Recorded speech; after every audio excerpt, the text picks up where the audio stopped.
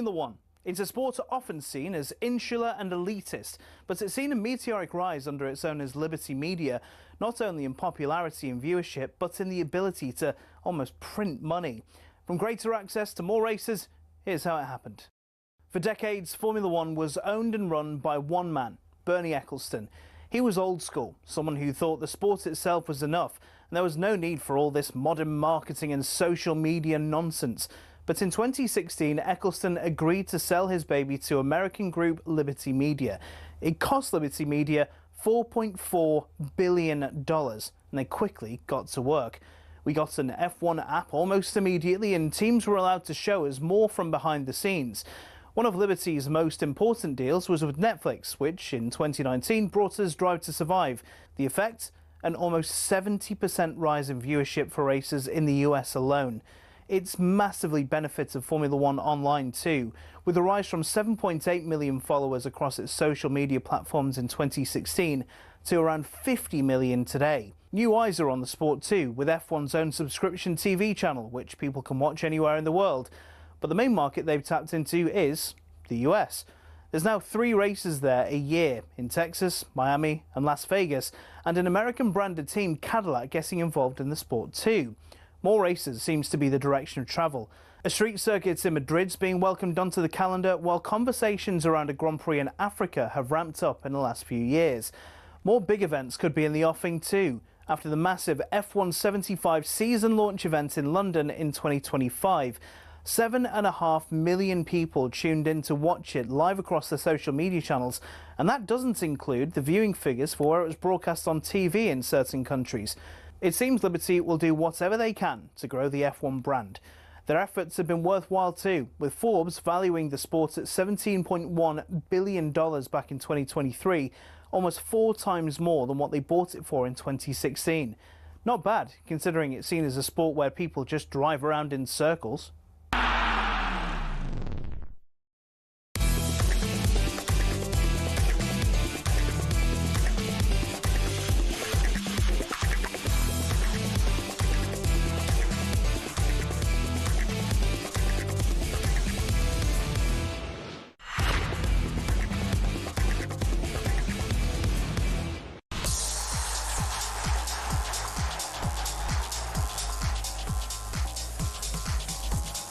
Good evening, this is Transfer Insiders on talkSPORT with me, Olly Clink. Hope you're well. I'm alongside the great man himself, Arsenal podcaster Harry Symeou tonight. So much on the way for you. We're going to get the latest on the Alexander Isak saga. He returned to Newcastle's training ground today, but Eddie Howe has said he needs to earn the right to reintegrate himself after all of the shenanigans this summer. Well done, Eddie. Well said. Newcastle fans, where do you stand on this? Would you take Isak back if this sale doesn't go through? It's all a bit awkward, isn't it? Let's be honest. We'll talk about the choice Benjamin Sesko has to make as well. It's in his lap. Is he choosing Manchester United or Newcastle? Which one should he choose? We'll also chat about Arsenal, of course, later on with Harry. We'll talk about Son Heung-min leaving Spurs, his big goodbye, and a big injury for Maddison as well. Plus, of course, all of the latest rumours. So much to come. This is Transfer Insiders on talkSPORT. Harry Symeou. Mr. Clink, how are you? Good, thanks, mate. In a glitzy new studio. I know, I'm a bit like, I'm still trying to find my bearings, because we're sitting in a different part of the room as we would have been previously, but it's amazing, fantastic. I'm over here, mate. Don't worry. You're over there, I know that. Just trying to figure out which camera to look down. How you been? What you been up to? Had a good weekend? Yeah, all good. Building up to the Premier League season. It's not far away now, so it feels like some of the big transfer sagas might finally come towards some kind of conclusion, and we're getting there. I just need football back now. Yeah. I'm at that point. You know, I always enjoy the first 2-3 weeks of a bit of downtime, but very much raring to go now. I very much want the Premier League to return, Harry, because I'm so sick of this summer transfer window as a Newcastle United fan. I can see the grin in your face already as well. Do you know why? It's not because, listen, I've got nothing against Newcastle. I've always quite liked Newcastle. Growing up, we shared a mutual dislike for Manchester United. And that made me feel like we had a bond with Newcastle United. But in the last couple of years, there's been a bit of a rivalry. And for me, it's how adamant all of you have been, including you, Ollie, about Alexander Isak staying put, not going anywhere. And all it took was Liverpool to say we're interested, and he's skipping training and all sorts. Yeah, it's been an absolute nightmare. And do you know what? I saw Alan Shearer actually talking about it, who, of course, is God. And, you know, that can't be questioned. But, you know, you can see the kind of exasperation even in his face. Because actually, you know, you're right. For most Newcastle fans, the noise out the club always were, he's not for sale. He's contracted until 2028. But the way this has played out has been awkward. And let's be honest, we are still talking about someone at the moment who is a Newcastle United player. And to be fair to the club, they have remained steadfast in their sort of saying of, he's not going anywhere. Yeah, exactly. And actually, they've said, you know, it seems that they want to get a replacement through the door. We're going to talk about Benjamin Sesko a bit later on, but I think we should start here. Now, he's been back at the training ground. He had his thigh injury looked at. I just imagined how awkward that might have been. Do you reckon he's going around with all the other players going, do you want a coffee, guys? Or are you all right? And they're like, nah, we're all right, mate, actually. I honestly don't think that the vast majority of the players will have too much of a problem. I think they'll understand the position that Alexander Isak is in, because listen, it's not like he's trying to jump ship to go to Saudi Arabia because it's all about money. This is a once in a lifetime opportunity. It could be to go and join Liverpool, a really, really exciting club, one of the great clubs in Europe, let alone the Premier League. They're the reigning champions. I think a lot of Alexander Isak's teammates will, I'm not saying they'll be happy with the fact that he's missed training or they'll be totally kind of on board with him rather than the club, but I don't think there'll be that resentment among the group. I think people will understand. Yeah, potentially not. Well, Eddie Howe has said that, you know, he's got to earn the right to train again, and he's very much reiterated even before that, you know, the decision, whatever happens, has to be right for Newcastle United. And actually, I mentioned Alan Shearer there, and it was funny because his take on this was, you know, actually, if you want to go and this can't be resolved and Eddie Howe can't persuade him that, look, at least do another year, then Shearer says, look, just take the money and say thank you very much for the memories, see you later, because no player is bigger than the club. And actually, I wanted to throw this at you because I think there's a lot of Newcastle fans feeling a bit conflicted at the moment because we're 2 weeks away from the season starting. The window closes at the end of September. So ironic, isn't it? The fact that Newcastle's first home game is against Liverpool and no one knows, you know, what shirt Alexander Isak might be wearing, whether he'll be playing at all. But as a fan, right now, I don't really want to see him in a Newcastle shirt, despite how good he is. I just agree with that sentiment from Alan Shearer of just no player's bigger than the club. And I actually wanted to throw this at you, right? Because I think sometimes when you're not a supporter in this situation, it's easy to go, of course you'd have him back. He's amazing. Yeah. He's a brilliant player. Of course you want him leading your line heading into the new season. I want to relate it to you as an Arsenal fan, right? You know, do you remember Robin Van Persie? Do you remember him? Yeah, it rings a bell. Yeah. Rings a bell. Well, obviously that guy. That guy, yeah. You had that summer where he made it pretty clear he wanted to leave, right? And eventually went on to Manchester United, won the Premier League, didn't he? I think, yeah. Don't remember. I think he did, yeah. Anyway, just imagine in that season. I know it was a bit different because he only had a year left on his contract, so I know it's a bit of a different situation, right?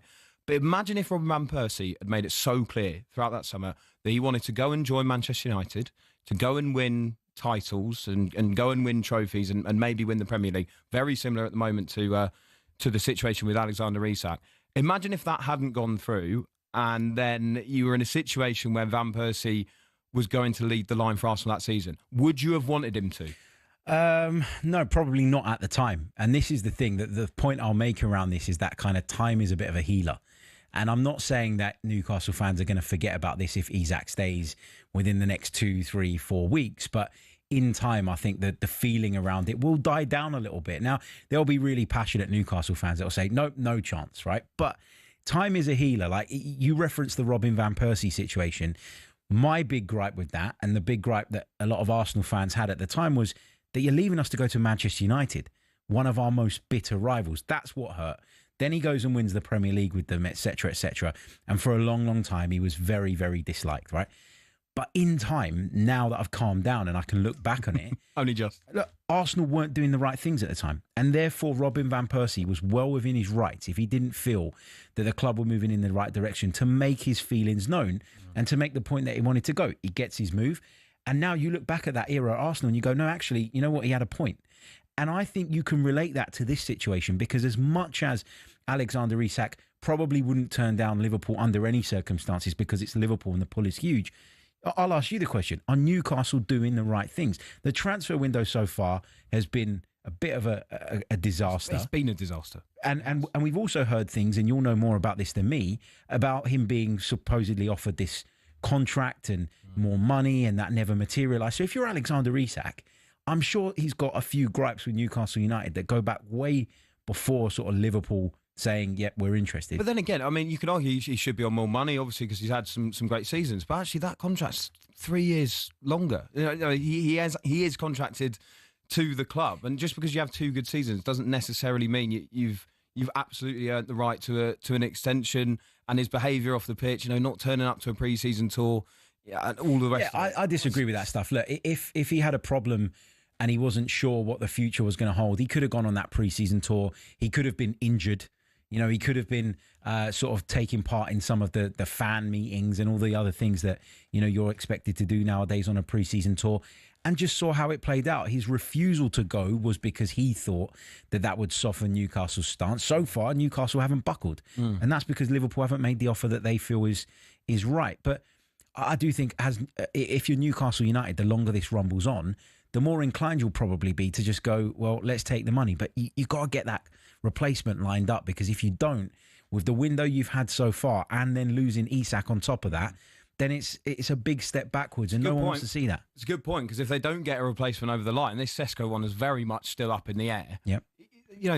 They can't be heading into a season in the Premier League with just Willisula as their senior number. No way. They can't be doing that. So, I guess what you're saying is Newcastle fans would just need to swallow it. But it just hurts a lot when a player doesn't want to be there, doesn't want to be playing for that badge. 03717 22 33 44. If you're a Newcastle United fan, are you gonna go against the opinion of Alan Shearer saying, take the money, this guy is not bigger than our club, and take it in and leave it, and whatever happens, you move on without Alexander Isak. It is such an awkward situation, this. It really, really is. Something else I wanted to ask you about, though, regarding it. Very interesting story coming out today, Harry, about the Saudi Pro League, which is looking like a destination for Darwin Núñez this summer, who, of course, plays for Liverpool. So it's Al Hilal, who look like they want to be working on this deal. And some people are looking at this and going, hold on.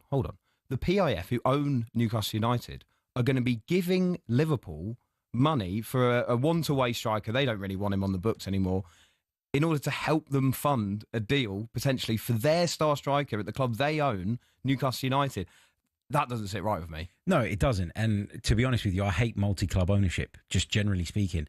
I think it's impossible to have the best interests of every single one of those clubs that you own and uphold their interests, without ever showing any bias at any point. I just don't think you can do it. Like, Nottingham Forest are a really good example of a, multi-club ownership situation where you've got Marinakis, who owns Olympiacos. And there was a time when he was first kind of building things at Nottingham Forest where the Olympiacos fans were going, what about us? Yeah. The investment here has been scaled back to help them. Obviously, Olympiacos went and won the Conference League, and that killed that noise a little bit in Greece. But I use that example because I know it well.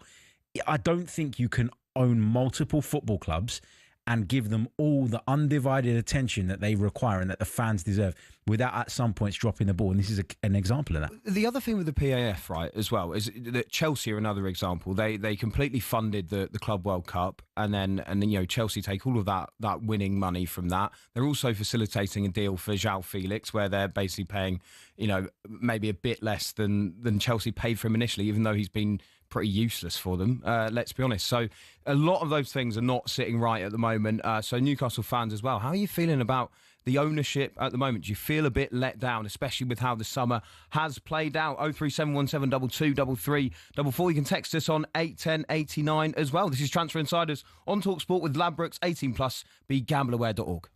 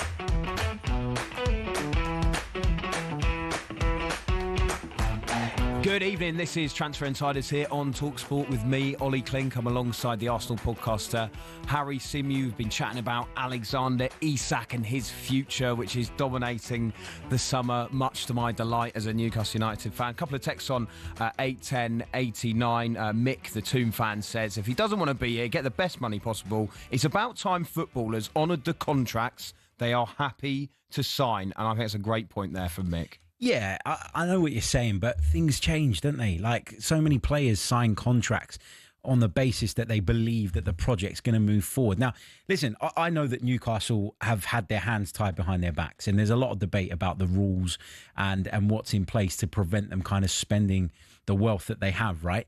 But I do think things change, and I think that you've got to be...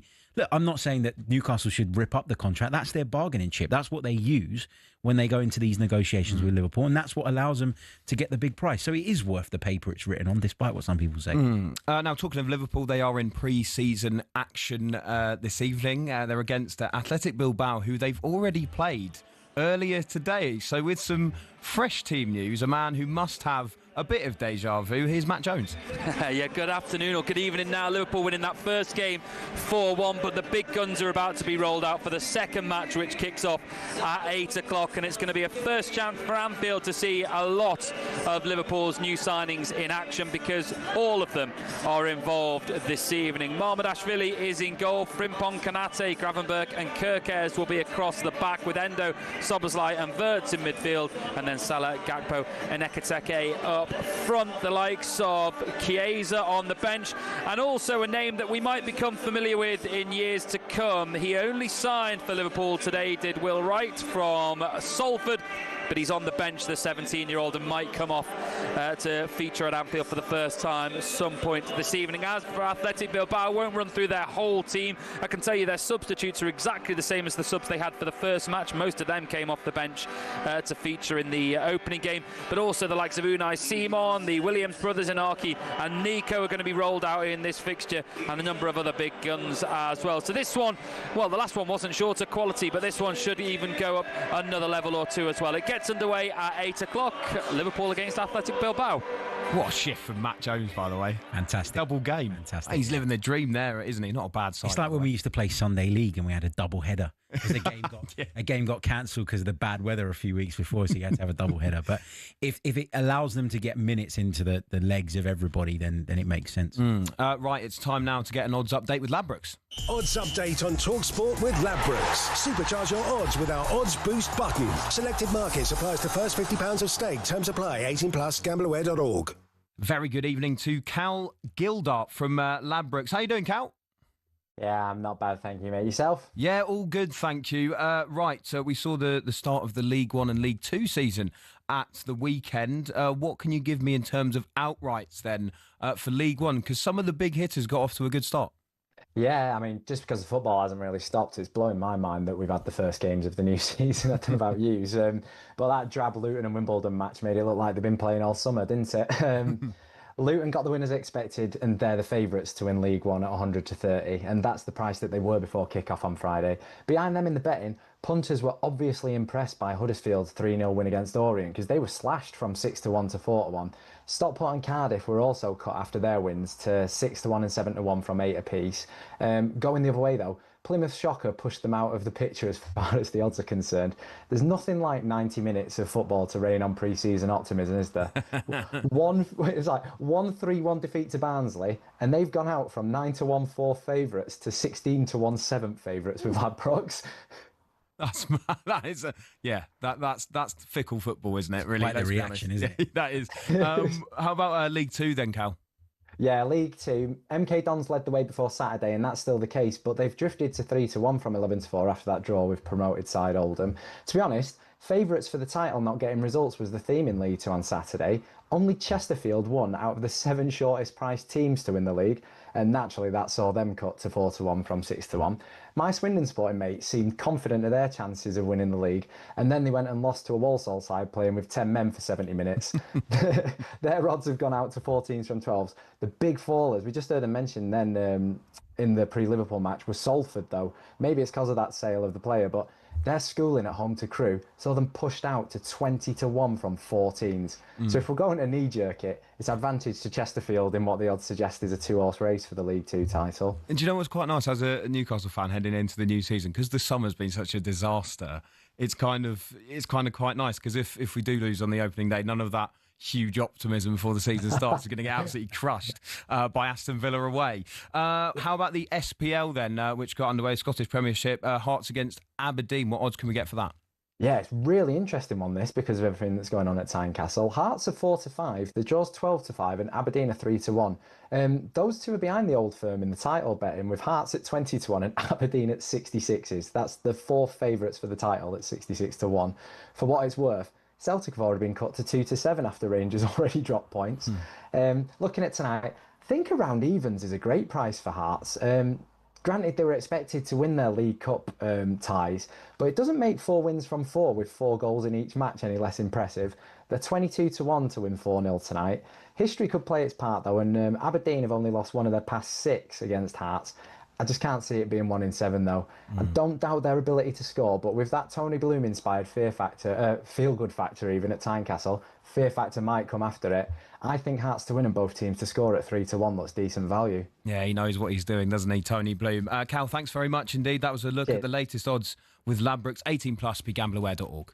Odds update on talkSPORT with Ladbrokes. Supercharge your odds with our odds boost button. Selected markets applies to first £50 of stake. Terms apply. 18+, gambleaware.org. Right, Harry, we've been talking about the future of Alexander Isak. Got a text here on 81089. Don't think enough people are talking about Liverpool's below-the-belt tactics regarding Isak. They tapped the player up, turned his head, put an offer in way below the player's value. Now they've gone quiet and they're waiting for all the dominoes to fall. Is it below-the-belt tactics for Liverpool, or is it clever tactics for Liverpool? No, it is literally the norm nowadays. And I know that in the past it was very much go and speak to the club, get the club's agreement, agree a deal between you, and then you would be granted permission to speak to the player. But nowadays, you've got agents involved, you've got intermediaries. I mean, how many deals have you heard about this summer where it said contact has been made via intermediaries? Like, you just can't stop that stuff. You can't really police it. Well, look at the Gibbs-White situation. Yeah, I mean, players talk and you know, things come out and things get leaked and all the rest of it. Listen, if Liverpool were the only ones taking this approach in terms of trying to sign a player, I'd say it. Yeah, fine. It's wrong. It's underhanded. But it happens all the time. I mean, I know that my club have gone in for players that they've already convinced to join the football club, and that makes the negotiation easier in a lot of ways. And that's just the way modern football works. I get it, and I understand why if you're a Newcastle fan, you might be upset about the way Liverpool have come in and sort of expressed their interest and then walked away, and then maybe their brief, I don't know who's briefing the media saying that they're not going to make another bid. That all feels very, very deliberate, but you just got to be able to see through this stuff. It's just the way it goes. Well, one of the things they might be waiting for, because Newcastle have made this quite clear, is Newcastle to get a replacement in for Alexander Isak. Now, the funny thing is as well that Liverpool hijacked their bid for Hugo Ekitike. And if they'd let Newcastle take Ekitike, this deal for Isak might have happened already, because they'd have had a ready-made replacement. And also next season, you're wondering what Ekitike's role is going to be. He's in action tonight, as we heard there from Matt Jones. But one of the replacements they've been talking about, Newcastle, is Benjamin Cesco. They've put a bid in, I think, for around 80 million euros or so. Manchester United are the other club at the table. And, you know, a lot of the reports are basically saying this is going to be up to Cesco, whichever club he wants to join. In your opinion, which club do you think Cesco should be choosing? You know what my opinion is, of course. Well, from a purely footballing perspective, you would argue that Newcastle are much further ahead. They're in the Champions League next season. There is a little bit of doubt around Newcastle because of the lack of business, or significant business, you would argue, this window. But I fear for Newcastle that Man United still have the bigger pull. And I think with Manchester United sort of going quite big in the window so far, bringing in a couple of attackers, 2 Premier League proven attackers, they will probably feel like bringing in Cesco would work quite nicely with what they've already got. Cesco will look at that and probably think, well, based on history, Man United are likely to catch up a lot quicker than Newcastle are in terms of making that next step. So I think he picks United. I'm sorry. All clubs in the Champions League, though. I agree, but I think, let me rephrase that because I probably didn't do it justice. I feel like for Newcastle to take the next step, and what I mean by that is challenge for the Premier League title, I think that's going to take longer then it will take Manchester United to jump up from 15th to getting back into those Champions League positions as well. So they'd be on the same level as Newcastle quicker than it would be Newcastle making the next step. But quickly, do you think Manchester United are more likely to challenge for the league before Newcastle? I don't know, because that's the next step for Man United, right? So we're looking 2 steps ahead. But I do think that Manchester United still have a bigger pull. And that's, I don't know why. It's based on history. It's based on who they are. It's based on what people remember about Manchester United when growing up and making their way through football. It doesn't make sense logically. But I do think United have a bigger pull. Yeah, because I think if you look, at where the clubs are right now, surely he chooses Newcastle. And I'm sure Man United will pay him bigger wages. That's the thing. I mean, that's the reason why I would say he would choose Manchester United over Newcastle at this stage as well, because they would be able to pay way higher wages at the moment than Newcastle. A bit to do with Newcastle's wage structure, but also pesky old PSR, which has been our best friend, hasn't it? Old PSR, which is completely outdated and nonsense. This is Transfer Insiders here on talkSPORT with me, Olly Clink, alongside Harry Symeou. Alex Crook, our chief football correspondent, is going to join us next, and he'll give us the latest on that Cesco deal.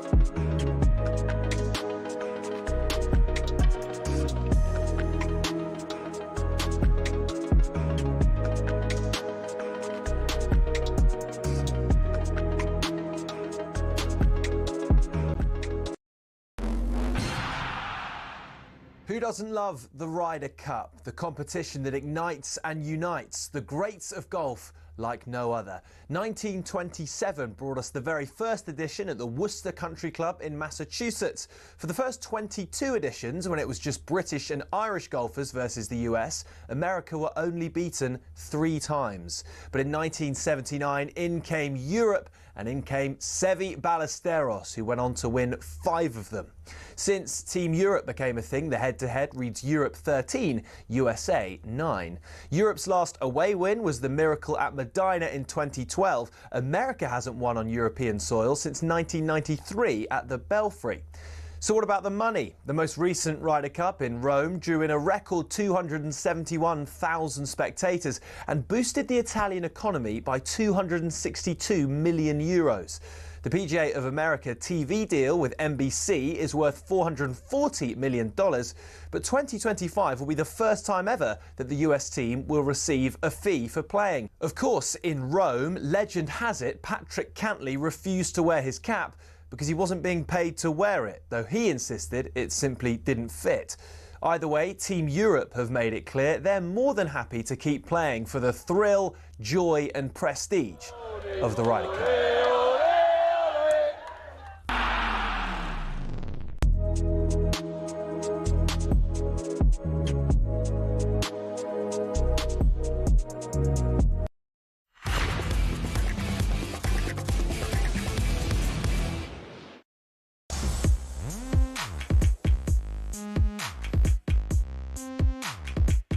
Good evening, this is Transfer Insiders here on talkSPORT with me, Olly, Clink. I'm alongside Harry Symeou. Harry, by the way, just before we get into the latest transfers, did you see Mikel Arteta talking about pre-season games and the fact that he doesn't call them friendlies, he calls them tests? Yeah. Come on, Mikel. This is like, I used to work in a corporate environment, right? And there's people that are very sort of specific with the language they use because they think it has an effect, and maybe it does on some people, but come on, man, you can call it a test all you like. It is a fitness exercise. It is a game situation in which you can try things and tweak things and experiment, but you can't replicate the intensity. You can't replicate the mental side of it. So you can call it a test all you like, but we know it's the most LinkedIn thing I've ever heard in my life. Yeah, exactly. It's tailor-made for a LinkedIn post. That's what it is. Yeah, give us a text on 81089. What is the kind of corporate jargon you hate? I hate circle back. Yeah, I hate that. Circle back. Let's action this, Harry. Let's action this. Let's action this. Yeah. That's nonsense, isn't it? Yeah. What's he going to do? Get them one of those pickpockets again? Make sure they're alert. Yeah, I'd imagine. What's he doing?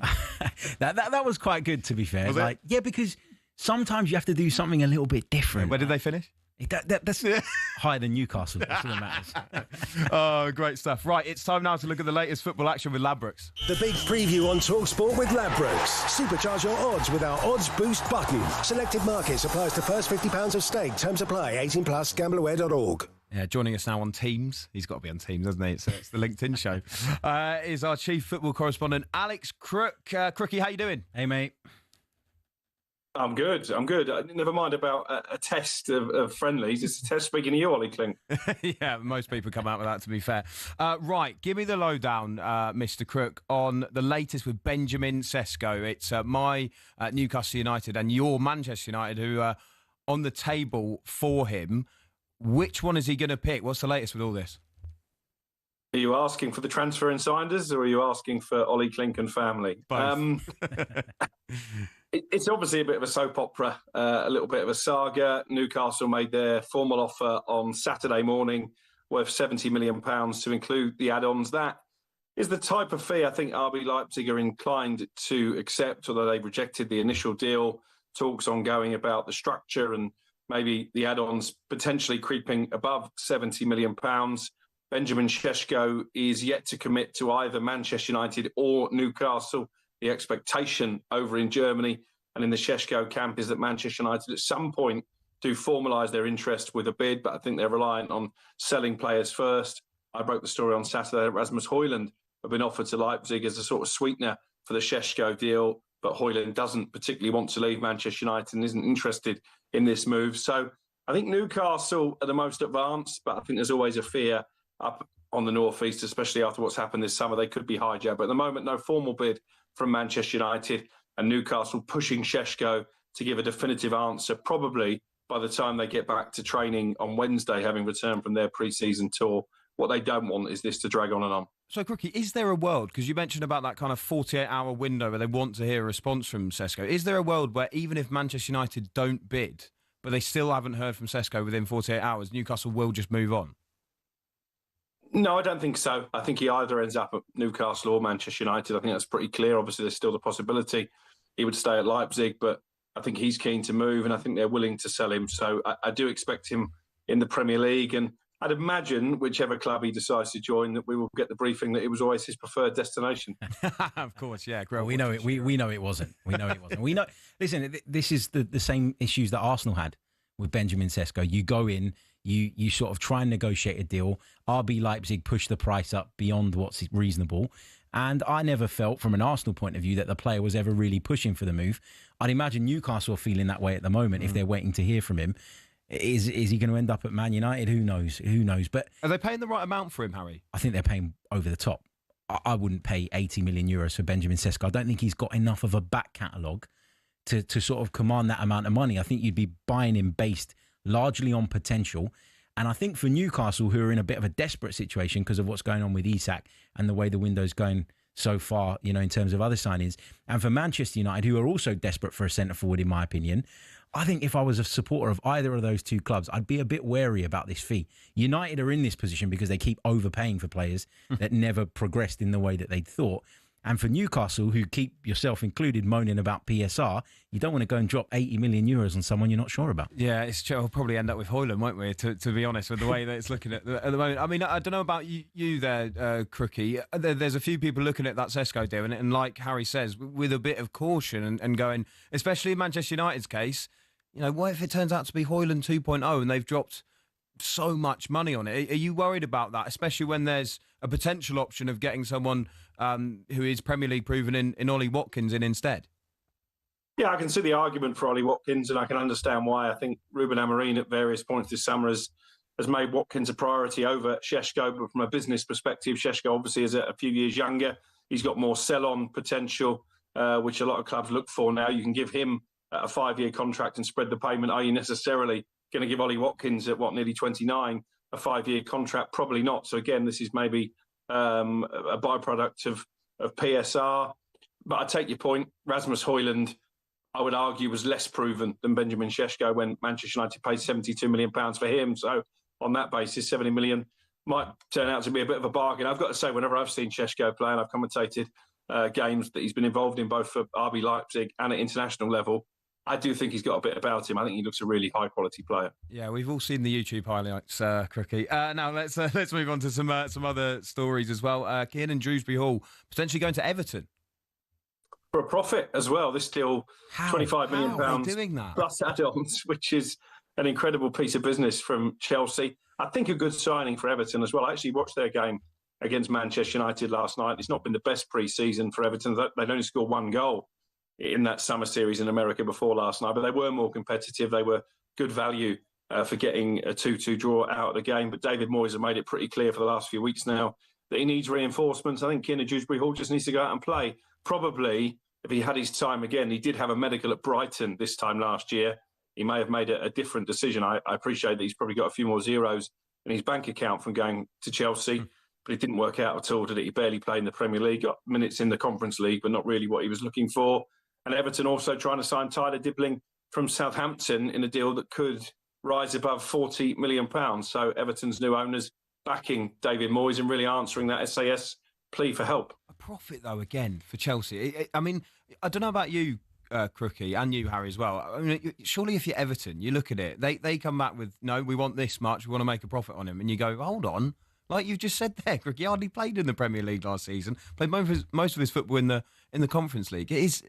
You have to admire some of it, to be fair, from Chelsea, to be getting these fees for players and making a profit. I think what Chelsea have done is stockpiled loads of promising, talented players who are of an age whereby they always felt that they could potentially sell them on.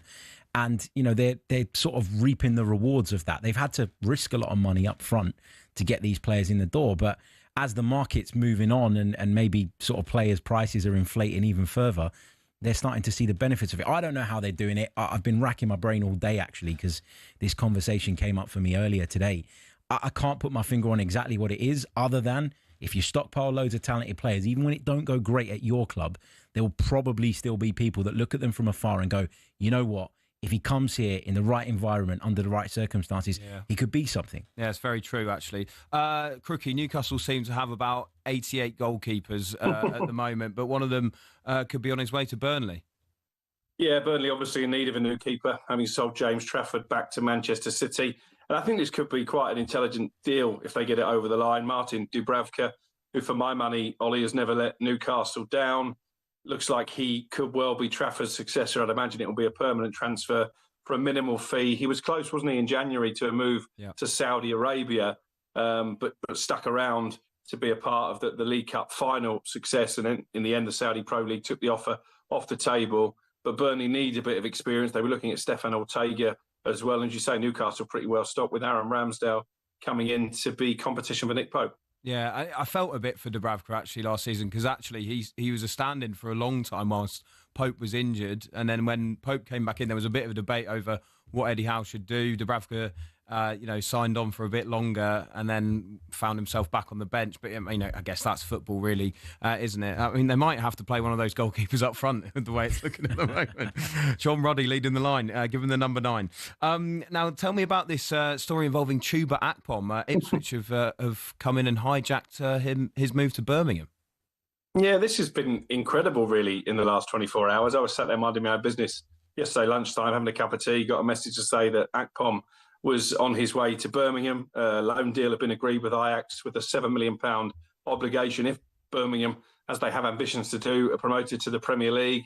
Then literally a couple of hours later, I hear that Middlesbrough, his former club, are trying to hijack the deal. We get word this morning that despite that attempt from Middlesbrough, he's still booked in for a medical at Birmingham. And then in come Kieran McKenna's Ipswich, the Birmingham medical is off. And now he's set to undergo a medical at Portman Road. Olympiakos over in Greece have shown a bit of interest as well. So maybe this saga is not over yet. But as we sit here tonight, Chuba Akpom looks like he's joining Ipswich. And I think that could be a decent signing for them. He had a really good goal record in the Championship for Middlesbrough. And for my money, Ipswich standout favourites to win the Championship next season. Great stuff, Crookie. Thanks very much indeed, mate. Cheers, mate. Cheers, boys. There we go. Alex Cook, our chief football correspondent. That's all thanks to Ladbrokes. 18+, begambleaware.org. The big preview on talkSPORT with Ladbrokes. Supercharge your odds with our odds boost button. Selected markets applies to first £50 of stake. Terms apply. 18+, gambleaware.org. Harry, we've got some decent corporate jargon. Go on. Some LinkedIn language. I love this. We've been asking you for your favourites because Mikel Arteta called friendlies tests. I mean, that is just nonsense, isn't it? We've got a text here saying, my pet hate is, we're going to give you this time back. Yeah, because they never do. Exactly. They never do. Like, you work all hours and someone says, we're going to give you this time back. And then you put a holiday request in and they reject it because someone else is off. Yeah. Never very true. Rob says, I can't stand companies thanking me for reaching out. He says it stinks of auto reply. Yeah. Thanks for reaching out. Yeah. Or like when they say, hi, hope you're well at the start of an email, but they don't actually care if you're well. Yeah. It's just... I hate it when it's just like, dear Oliver, you're one of our most valued customers. It's like only my grandma calls me Oliver, to be honest with you.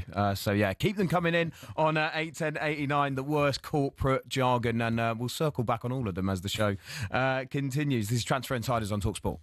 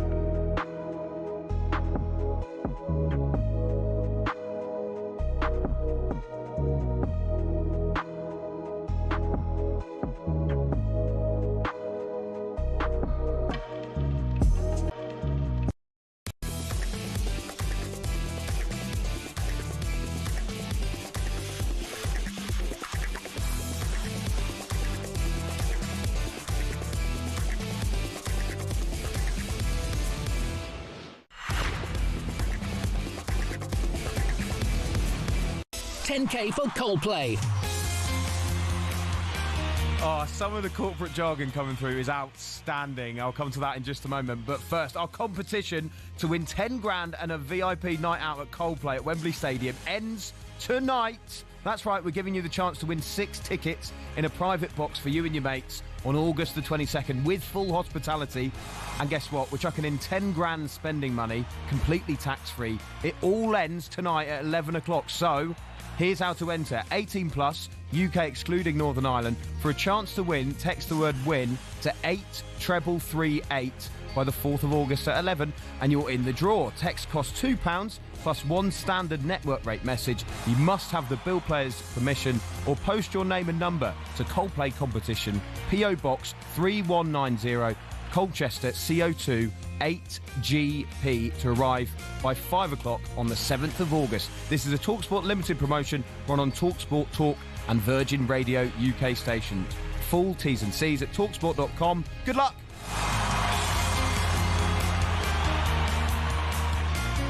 We'll come on to a bit more on Newcastle in just a moment, but some of these are amazing. Absolutely amazing. Go on, hit me. What you got? So these are bits of corporate jargon that we all hate after Mikel Arteta decided that he would call friendlies tests. Can I just say, if it was any other manager, this wouldn't be a thing. Yeah, if it was any other manager, it wouldn't be a thing, right? There are so many managers that fluff up the way they talk. Is he the most LinkedIn manager? More intelligent. He's the most LinkedIn manager. He's obviously someone that reads a lot of books, that reads a lot of motivational stuff.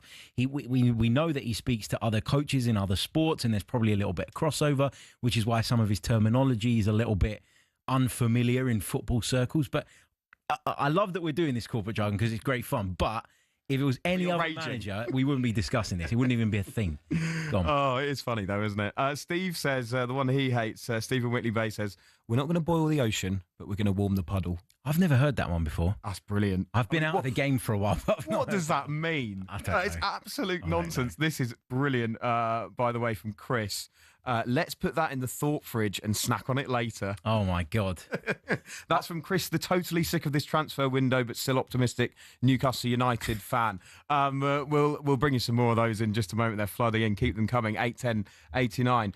We touched on a bit earlier, though, Harry, the Newcastle ownership, PIF, who seem to be rolling out a load of money for some of the bigger clubs in the Premier League and not really focusing on Newcastle United, who they own. Now, of course, they're restricted by PSR. There's no way around that. And I feel like that will have frustrated that ownership so much because they would have been ready to invest heavily, which they have. It's not like they haven't done that, but they've been restricted so heavily that it becomes frustrating because the money that they want to spend, they can't.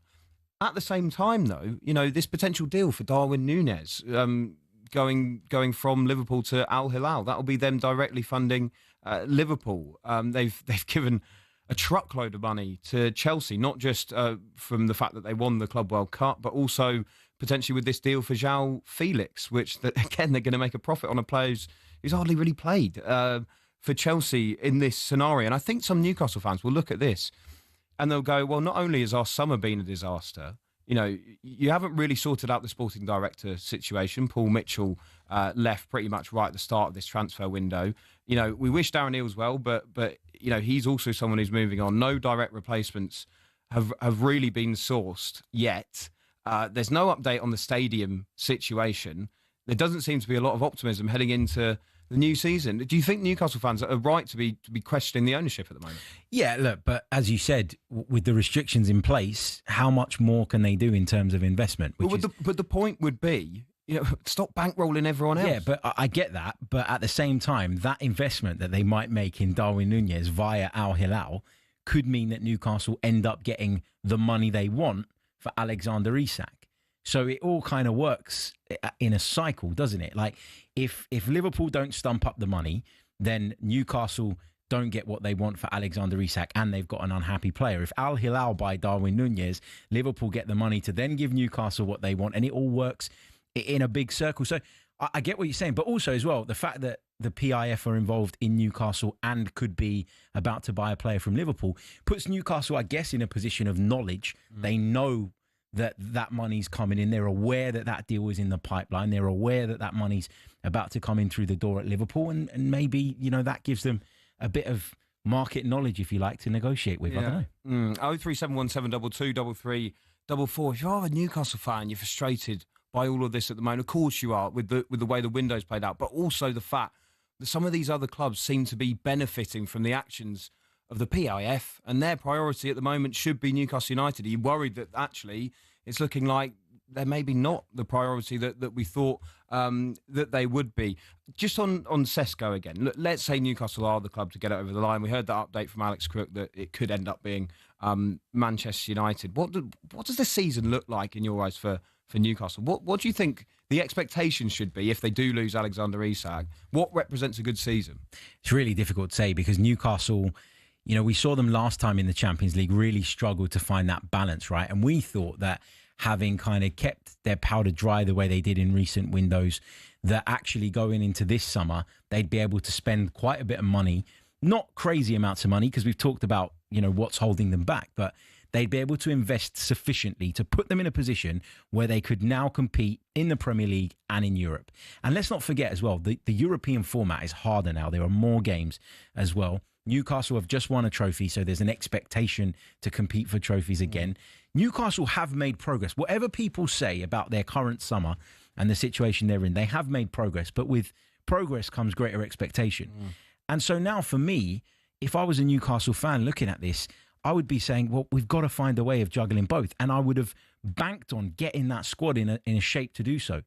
They can't do that right now and it's not just because of Isak. Are you saying that Newcastle fans should sit there and go, look, there might be a couple of seasons where it's a couple of steps back for greater steps forward? Is that how they should look at it? A lot of them will say, no, we want to build on the best season we've just had. Yeah, I'm not saying that because I think that, as a football fan, you never want that. You never want that. You're never going to accept taking a step backwards. Now, you might be able to reflect on it with hindsight 2-3 years down the line and say, actually, when this happened, it turned out to be a blessing because we were able to do X, Y, Z. But at the time, you're not going to feel that way, nor would I expect you to feel that way. But I just think for Newcastle, this summer was massive.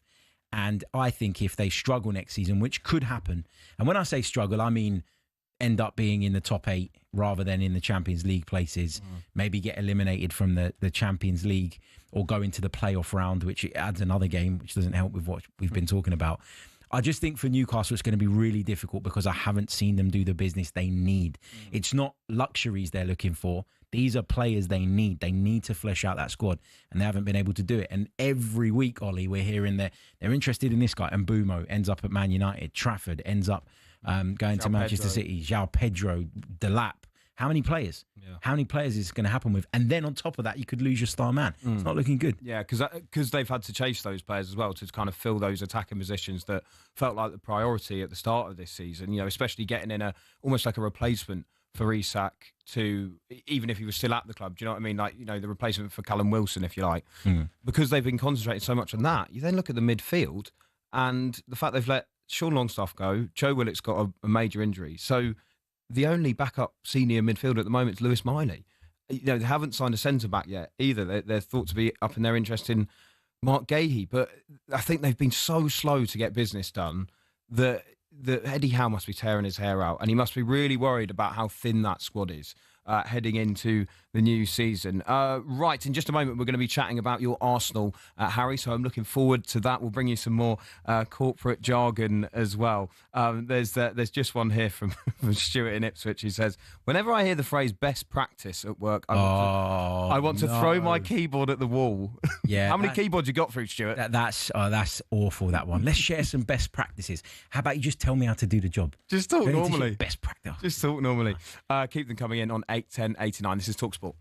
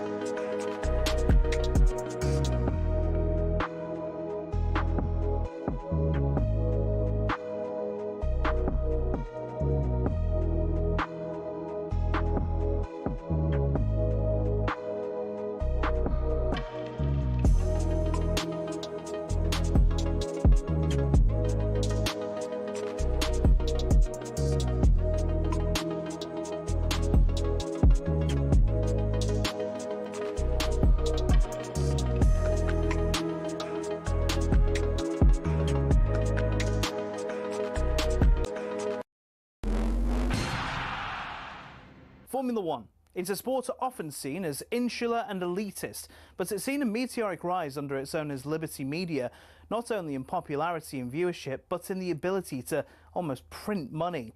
From greater access to more races, here's how it happened. For decades, Formula One was owned and run by one man, Bernie Ecclestone. He was old school, someone who thought the sport itself was enough, and there was no need for all this modern marketing and social media nonsense. But in 2016, Ecclestone agreed to sell his baby to American group Liberty Media. It cost Liberty Media $4.4 billion, and they quickly got to work. We got an F1 app almost immediately, and teams were allowed to show us more from behind the scenes. One of Liberty's most important deals was with Netflix, which in 2019 brought us Drive to Survive. The effect? An almost 70% rise in viewership for races in the US alone. It's massively benefited Formula One online too, with a rise from 7.8 million followers across its social media platforms in 2016 to around 50 million today. New eyes are on the sport too, with F1's own subscription TV channel, which people can watch anywhere in the world. But the main market they've tapped into is the US. There's now 3 races there a year, in Texas, Miami and Las Vegas, and an American-branded team, Cadillac, getting involved in the sport too. More races seems to be the direction of travel. A street circuit in Madrid's being welcomed onto the calendar, while conversations around a Grand Prix in Africa have ramped up in the last few years. More big events could be in the offing too, after the massive F1 75 season launch event in London in 2025. 7.5 million people tuned in to watch it live across the social media channels, and that doesn't include the viewing figures for where it was broadcast on TV in certain countries. It seems Liberty will do whatever they can to grow the F1 brand. Their efforts have been worthwhile too, with Forbes valuing the sport at $17.1 billion back in 2023, almost 4 times more than what they bought it for in 2016. Not bad, considering it's seen as a sport where people just drive around in circles.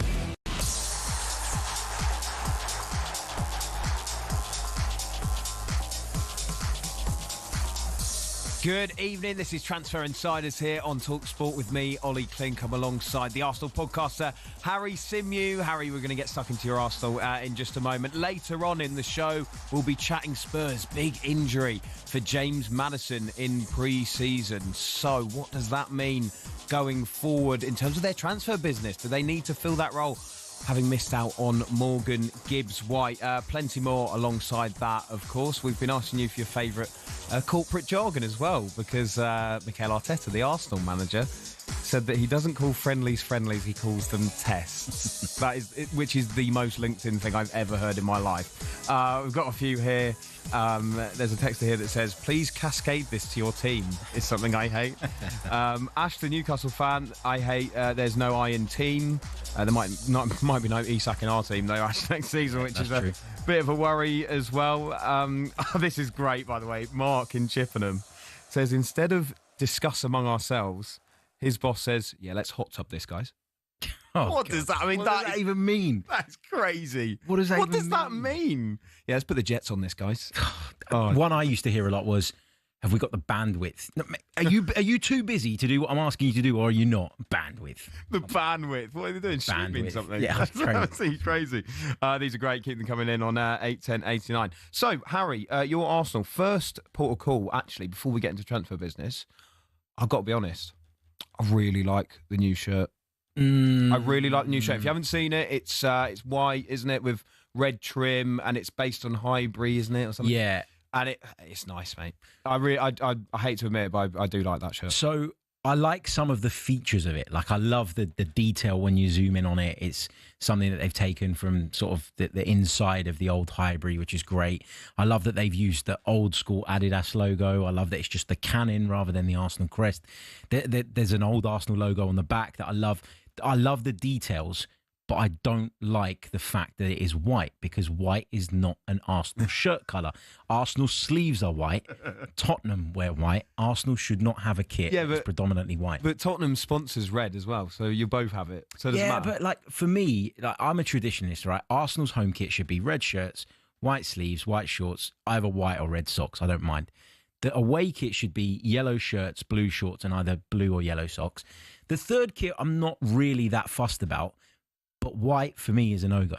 Oh, it's getting a lot of love, that shirt, though. A lot of love. You've gone against the grain, Symeou. Yeah, I've gone against the grain. I'm not a fan. Okay. I'm not a fan. Okay, well, already not happy with his club, Harry. That's it. The season's a write-off. Forget about it. It's all over. I don't even want the season to start. Let's talk about transfers, though. They've got a lot of business done, Arsenal, and actually, there was a time earlier in this window, kind of, June and early July, where especially that race for either Cesco or Gyökeres seemed to be taking a bit of time. There was a bit of frustration. Just got over that. Don't take me back. But now, they've got their ducks in a row. They've got Gyökeres in. That's another corporate one, isn't it? That's a Simon Jordan one.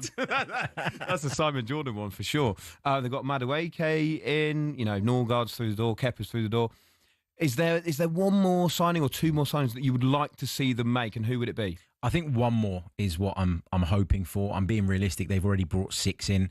I can't imagine that they'd bring 2 more in. But to go and get Eberechi Eze, I think would be a real sort of game changer. You're really keen on him, aren't you? Yeah, really keen. Why do you think he works so well with Arsenal? Because when I look at Arsenal's team right now, I think I'm kind of over the phase of like looking at certain positions and saying we need that position or we need that position. The only positions that we really needed in terms of like specifics for me were the centre forward, which we've been talking about for ages, and we needed to strengthen in the midfield because we've lost Partey and Jorginho in the same summer, right? So for me, it's not so much about positions now. I'm looking at it through a different lens. I'm saying, what skill sets do this Arsenal team need that they don't have?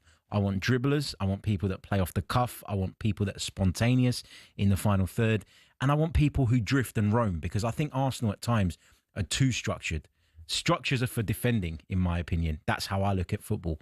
And I think you need players that will go out there and be unpredictable. And Eze is that. I think he's really come on in the last 12 months or so. Under Oliver Glasner, I think he's developed this ability to get into the box at the right times. He's added more goals as a result of that. And I just think he's got all of those things that Arsenal are missing. And with him, to use a corporate phrase, I think Arsenal would have the bandwidth to compete for the Premier League title, the Champions League, and the Cup competition. Do you think the only thing I wanted to ask you about with him is that he obviously is more of a number 10?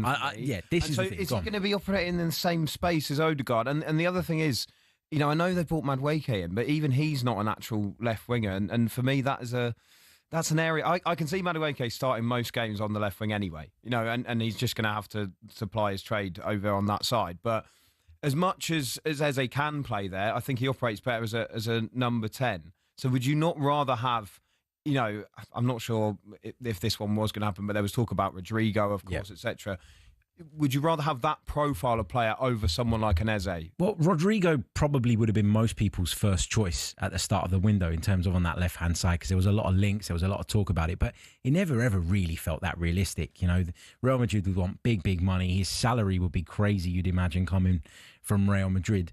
So I never really felt that was, realistic actually from quite some time ago. So I kind of made my peace with that. On Eze in the left wing, you're right to say he's not a left winger.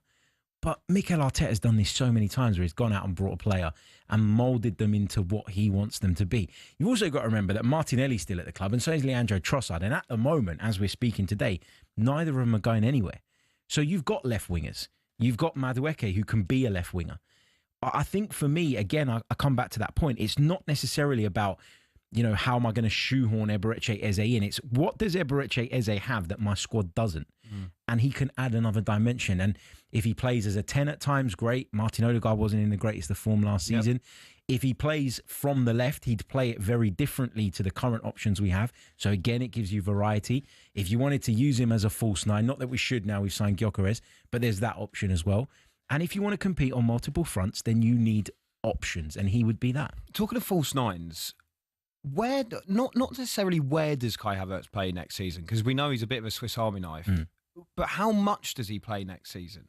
I think a fair bit. I think Kai Havertz whether you like him or not. And it feels like within Arsenal circles, he's like Marmite.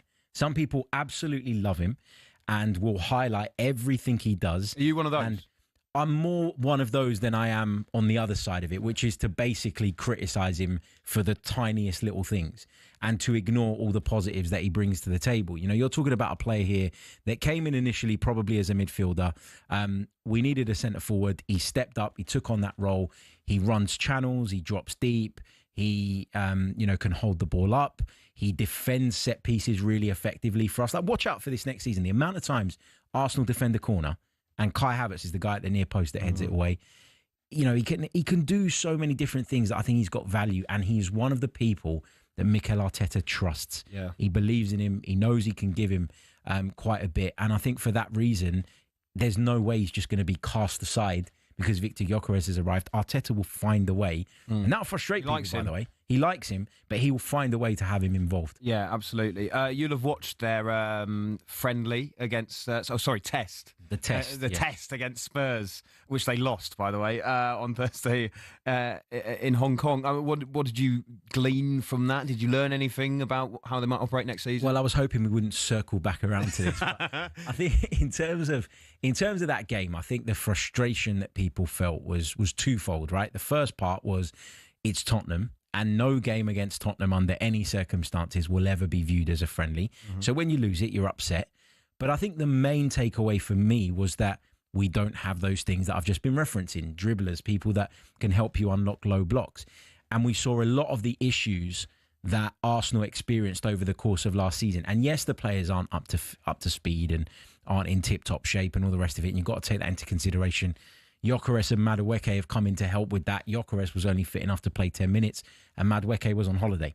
So you haven't really seen the solutions yet. But because it was a bit of, I don't know if you can call it like sort of like you're just carrying that kind of frustration from last season into the preseason. I think that led to a bigger reaction than was necessary, really. Yeah, I want to ask you about some outgoings in just a moment, but there's been a goal at Anfield in the second game of the day in pre-season between Liverpool and Athletic Bilbao. Matt Jones. And it has been coming. Liverpool 1, Athletic Bilbao 0, and it's one of their new men who's involved in it. Ekitike running down the left wing. He gets into the box, pulls the ball back to Mo Salah. Who else near the penalty spot? And Salah sweeps into the back of the net with his second touch.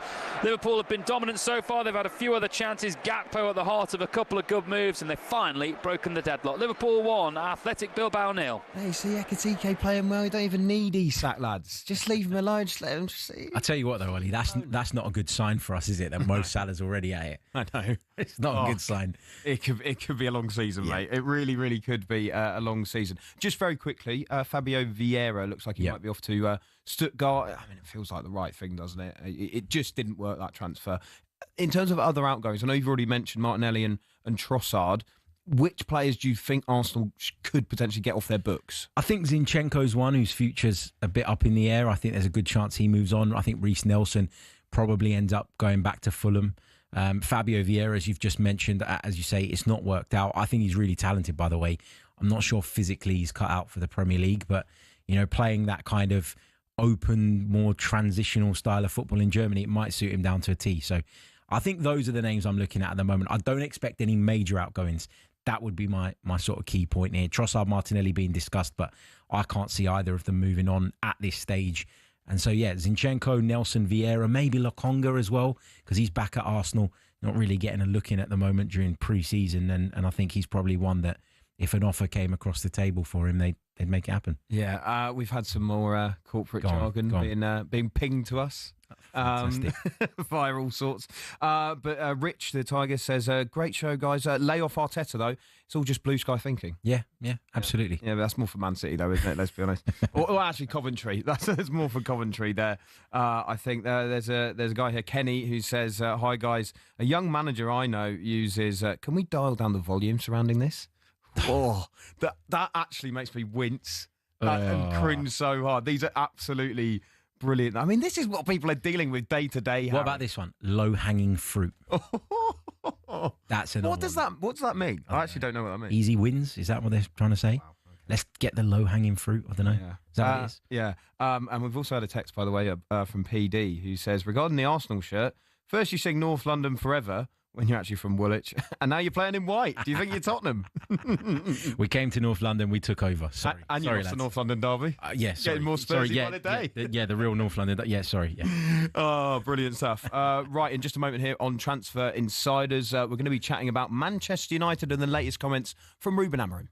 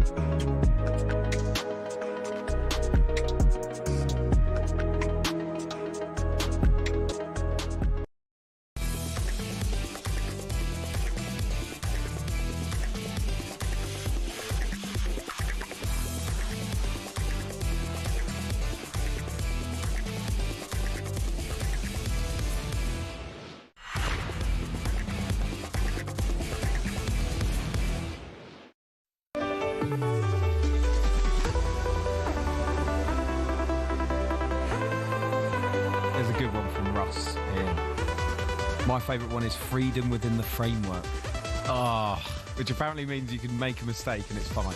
As long as it's within the framework. As long as it's freedom within the frame. Freedom within the framework forever Echiese, I reckon. Potentially, yeah. Yeah. A bit of Martin Odegaard as well. I mean, yeah. Mikel Arteta doesn't do freedom within the framework, so you forget about that. Yeah.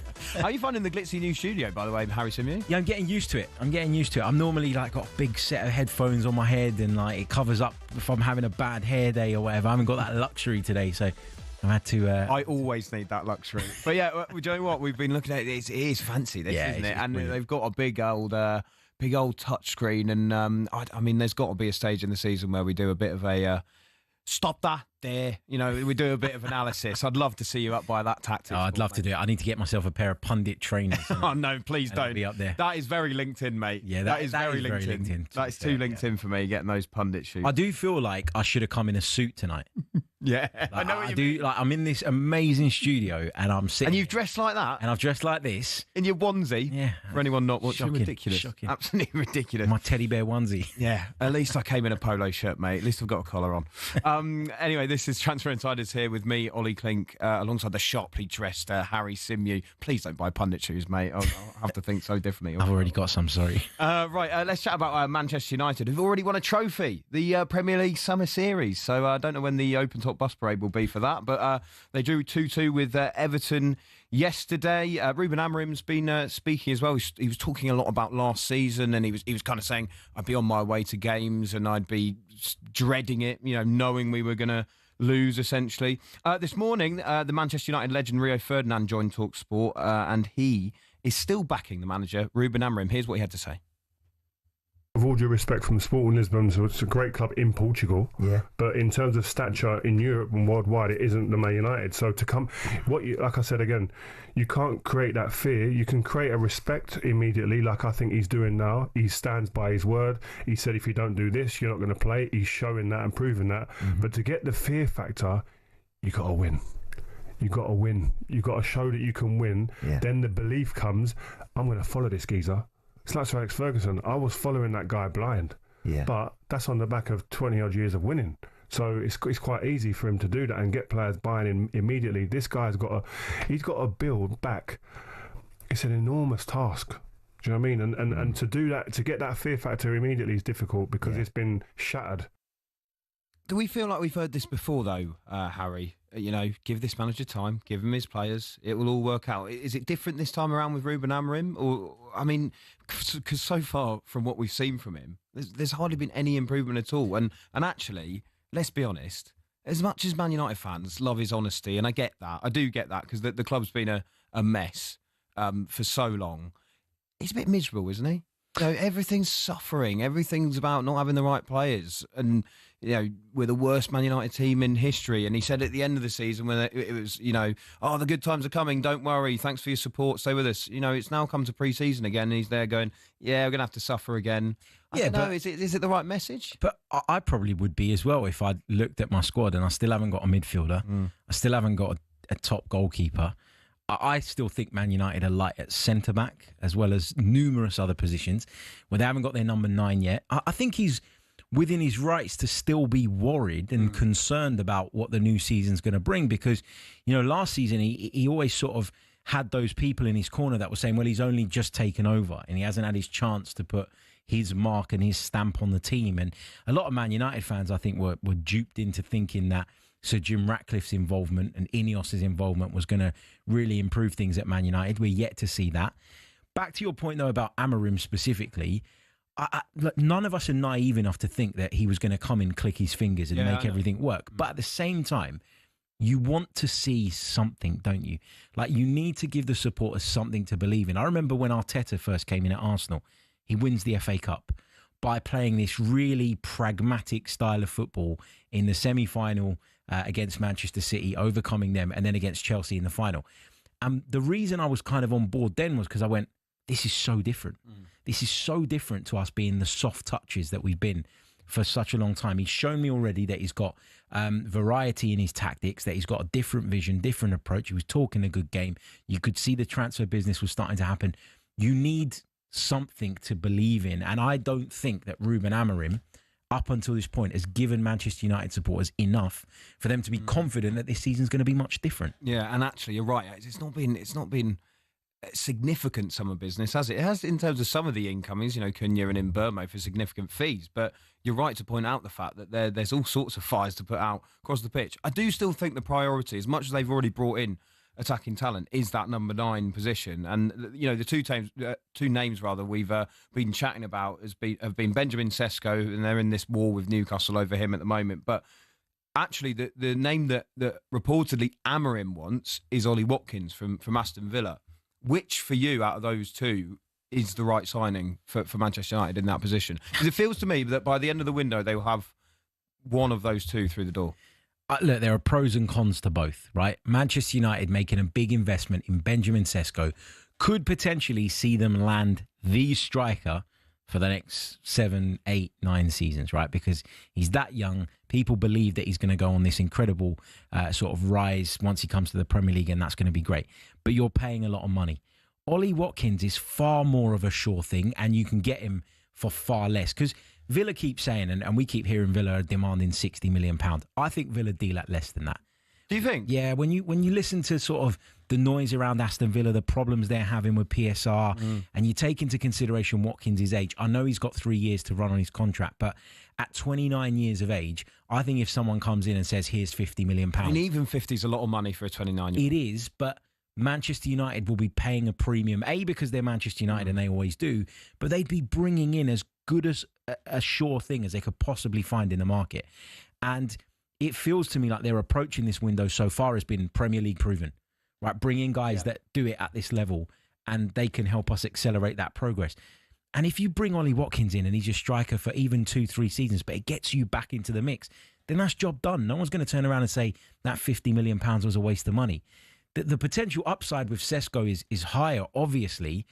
But I said it earlier, if I'm a Man United fan, I am wary of going and overspending because that is the very reason that they're in this place in the first place. They're here because they've overspent on players that never made the grade. Yeah, I just feel like these first 10 games for Amorim are massive because there has to at least be, even if not every result is has perfect, to be signs. There has to be signs, there has to be something that the Manchester United fans can see that isn't just honest statements in press conferences. You know, as refreshing as that's been, eventually it has to change on the pitch. And as much as Rio Ferdinand saying give him time, it can't be that long. Their form was dreadful last season. Absolutely dreadful. He is doing a bit of an Enzo Maresca, though, in my opinion, in that he's trying to play everything down. Yeah.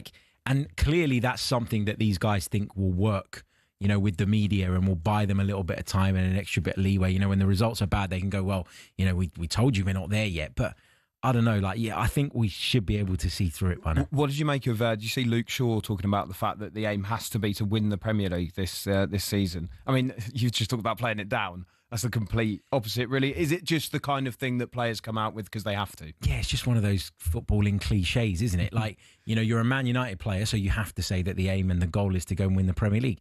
Anyone who's got half a brain cell knows that Man United aren't going to get anywhere near winning the Premier League next season. But it's just trying to appease the fans. It's just trying to say the right things at the right time. We're Manchester United. We're this, we're that. You're not anymore.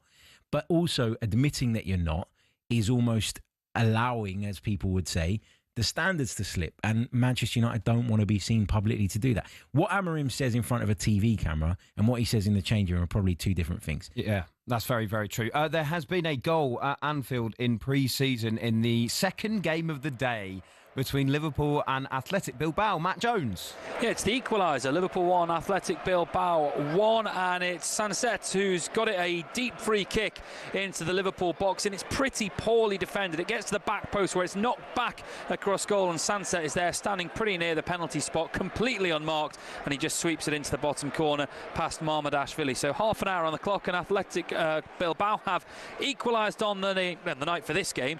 Liverpool 1, Athletic Bilbao 1. Get your calls in, by the way, Manchester United fans. 0371722 3344. How are you feeling heading into this new season? You're happy with Rio Ferdinand's comments that, you know, give this manager time and give him a few more players and everything will be absolutely fine? Do you share that confidence at the moment? We've had a few more bits of corporate jargon coming in. We're asking for this, by the way, because Mikel Arteta says that they're not friendlies, they're tests. They're tests. That's what I say to my players, and then he lost one, which is quite funny. Chris says, managers in Australia talk about their sphere of influence when deciding if they can or can't do something to help a situation. That is just, again, nonsense. And then I love this. We've been called out, Harry. Go on. We've been called out. I think this is drip-fed. Again, another corporate one. I think this is drip-fed into our conversation because someone said the guys on right now are the most LinkedIn representatives in the world. Harry said that he was seeing Eze through another lens. Yeah. And I described Kai Havertz as a Swiss Army knife. Yeah, there you go. Yeah, maybe we are. Mate, it's taken us over. Yeah, it's taken us over. This is what happens. This is what happens when you follow a club managed by Mikel Arteta. Yeah. I hold my hands up. Yeah. But I will be honest, like when you've been reading those out, because it's not at the people that are sending them in, but because I've worked in that environment, right? I just roll my eyes when I hear that stuff, because I know that most of the time there's just zero substance behind it. Like it's just literally, and here's to use another one, ticking a box. Oh, I love it. I love it. Keep them coming in on 81089. This is talkSPORT.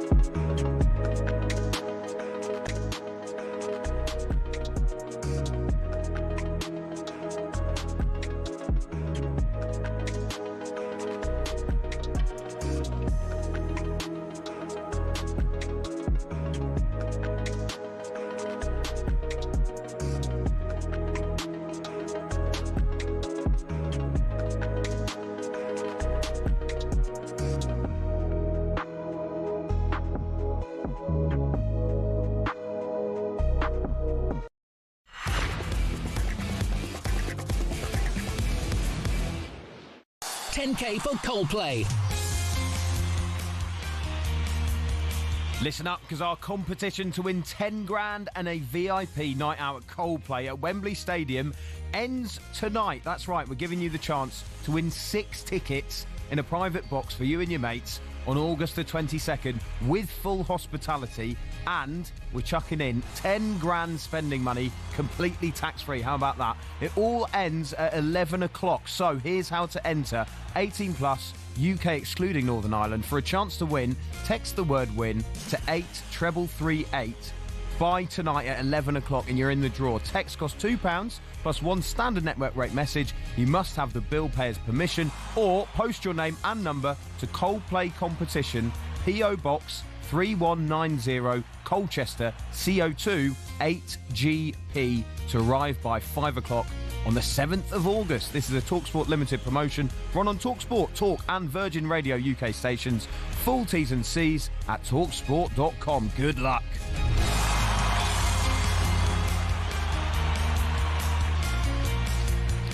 Do you know what? Some people have pointed out there's a lot of corporate speak in football as well. There's a text here. Terry says, I hate it when football managers talk about the project. And do you know what I love? He follows on and says, football's a simple game, 4-4-2, jumpers for goalposts. I love that, Terry. You're speaking to the nation there with all of that, because I completely agree. But not us two, though. Do you know what not us two, though. Do you know what I hate more than anything? The DNA of the football club. That is the worst. Yeah, but there are some football clubs that do have a DNA, and there are some football clubs that don't, but pretend they do. Yeah. Right? Which ones don't have one? So like, I'm going to get slated for this, but like, for example, like I hear people say like the Tottenham way. We got to play the Tottenham way. What is the Tottenham way? To win one major trophy in how many years? Like, who cares about the way you do it? Like, and West Ham do it, and there's lots of clubs. You know, this manager coming in, he's really in tune with the way that we want to play football. Well, surely it's just about getting the results.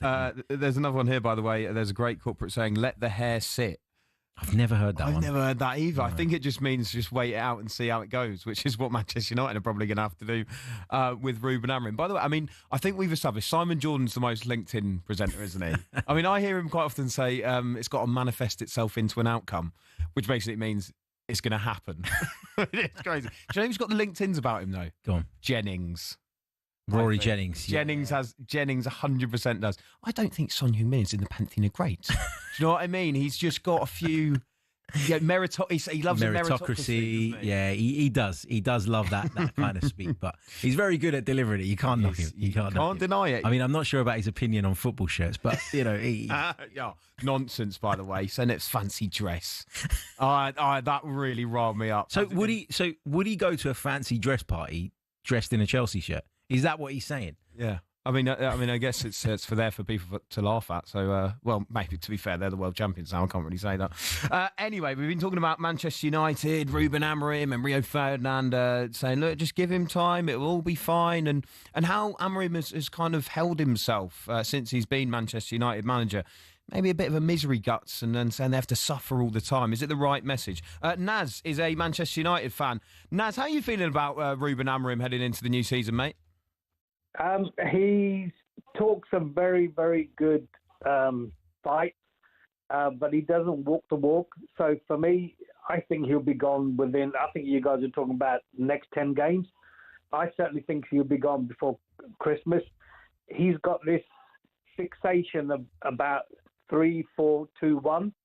And most of our players, unless he changes 10, 12 players, most of our players are used to 4-3-3.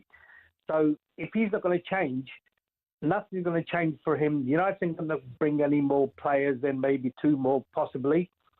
And if we bring in Cesco, what's to say he doesn't turn out to be exactly like Rasmus Højlund? Not because he's not any good, but the players around him can't play. Even Ronaldo fell there. So, you know, the second season. So that sort of says it all. So for me, I think we'll be looking for a new manager this side of Christmas.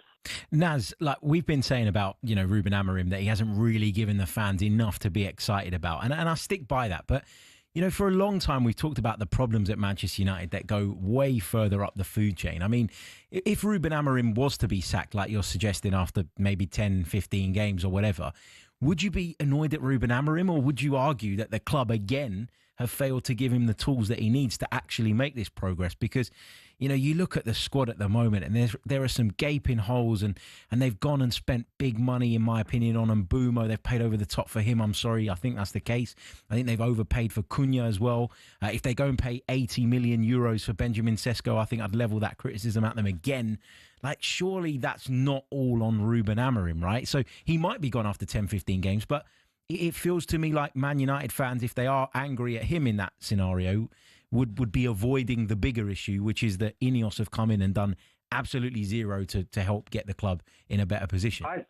I totally agree. I think they've gone backwards rather than go forwards. And what you just say is United haven't learnt.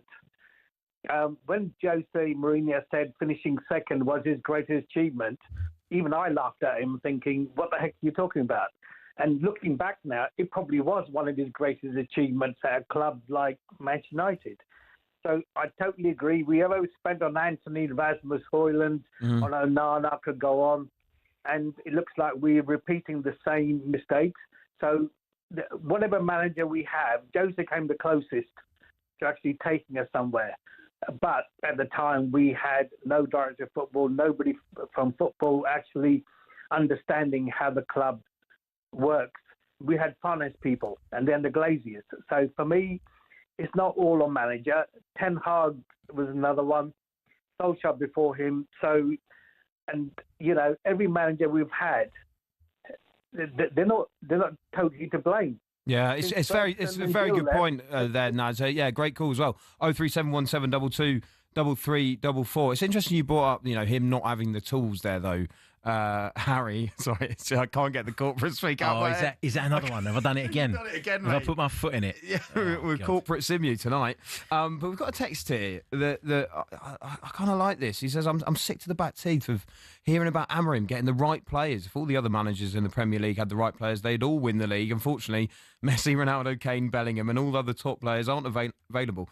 The point is, why don't you just get on with it, Amorim? And do you know what? They could have brought in a manager, Manchester United, who wasn't a kind of hotshot on the continent, very highly rated, but was doing a job in the Portuguese league. They might have looked. I mean, I don't know. Someone like, I'm not saying these managers specifically, but someone like an Unai Emery or an Eddie Howe, who've gone in clubs like Aston Villa and Newcastle with worse tools, I'll be honest, than what Amorim found himself with at Manchester United, and still found a way to get those clubs playing good football with a distinctive style and making their way up the league. They used what they had and it paid off for them. It just feels to me as if it's excuse after excuse for Amorim. When does it stop? Yeah, I feel like, there are two types of coaches out there, right? There are the coaches that go in somewhere, assess what they've got, and then devise a plan to sort of utilize what they have and get the maximum out of it, right?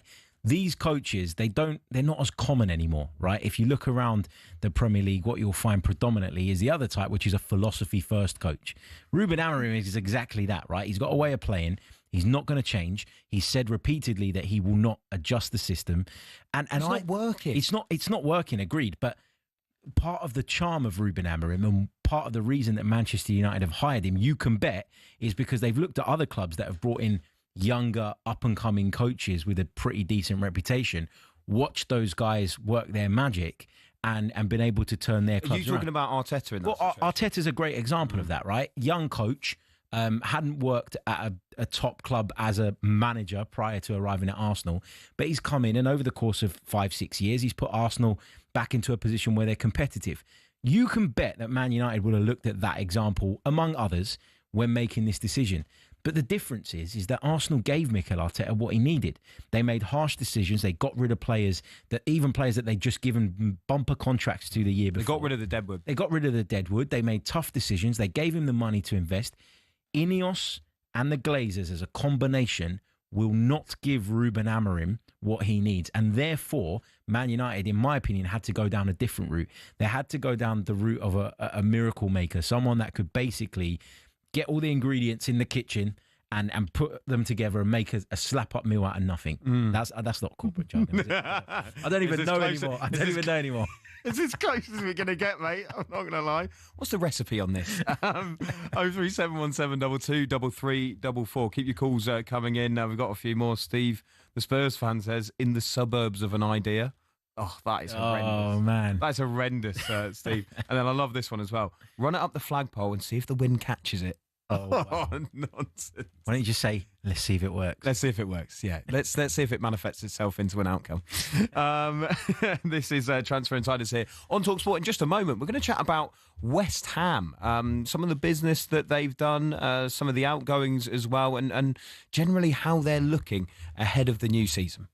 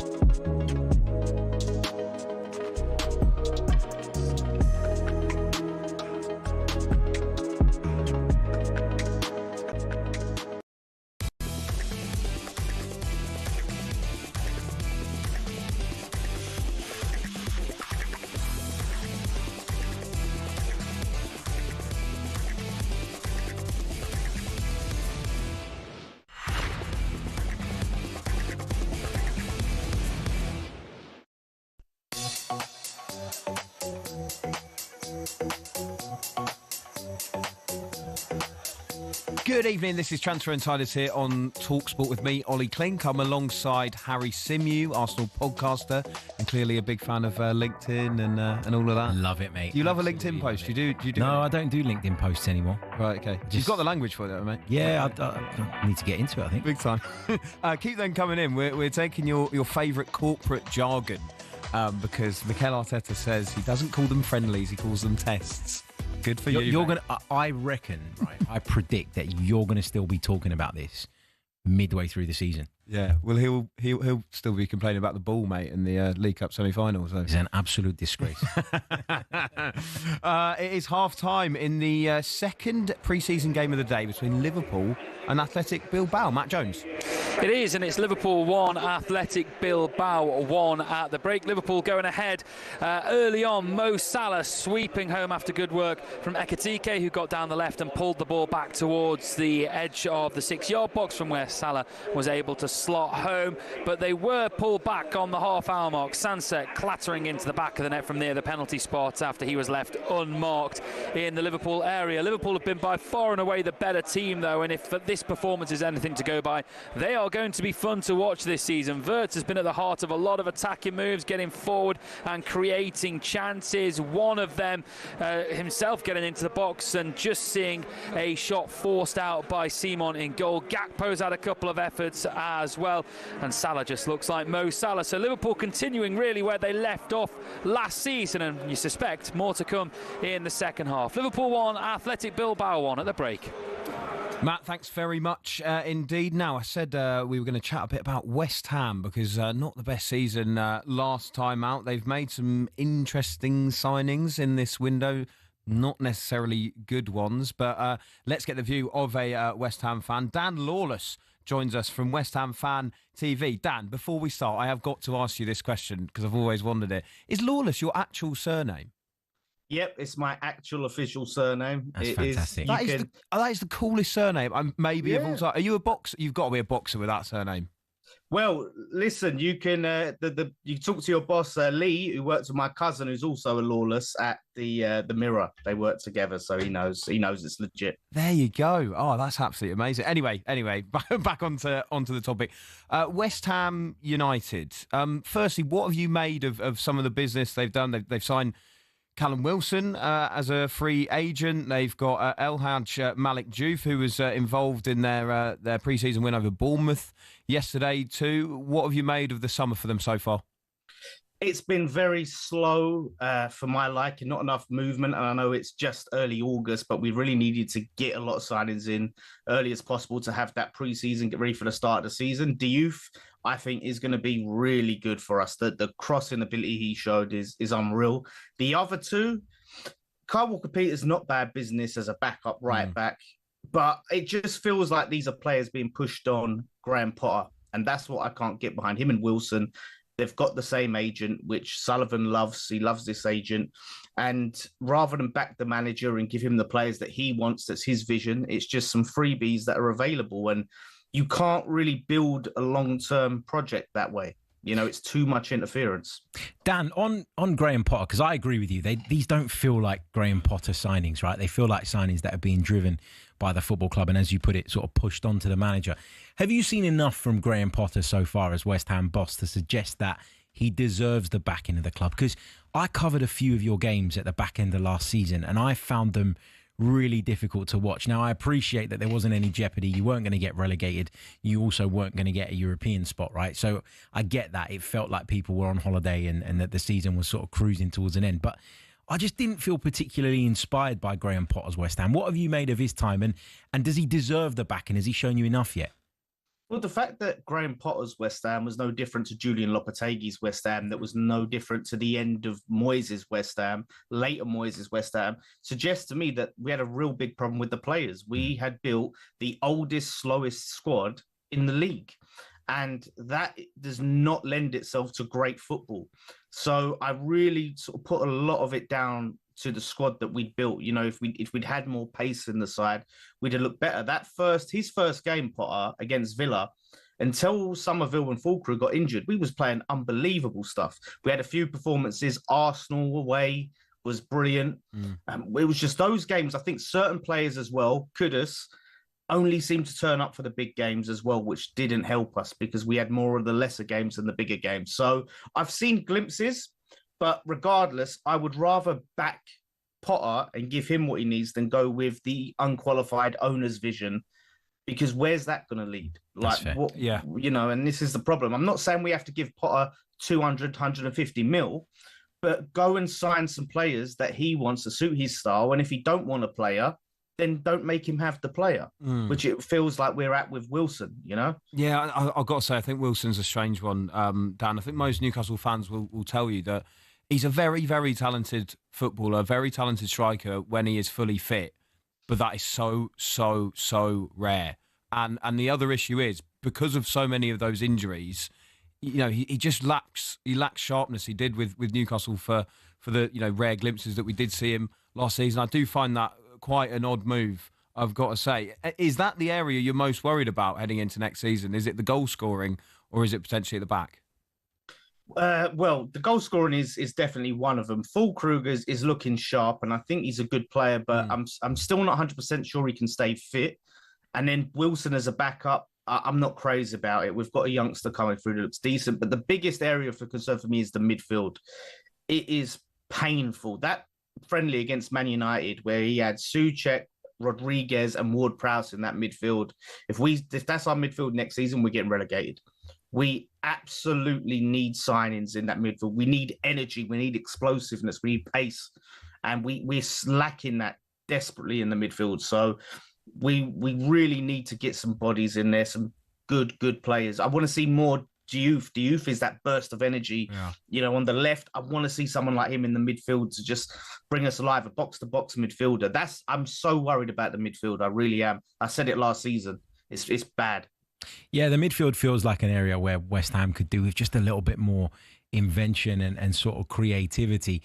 Is there anyone in mind? Is there anyone that you think, you know, is a realistic target for West Ham that you'd like to see the club go out and get? Because I don't know about you, but I always put together my transfer wish list at the start of every summer. Not that it ever comes off, but you can dream.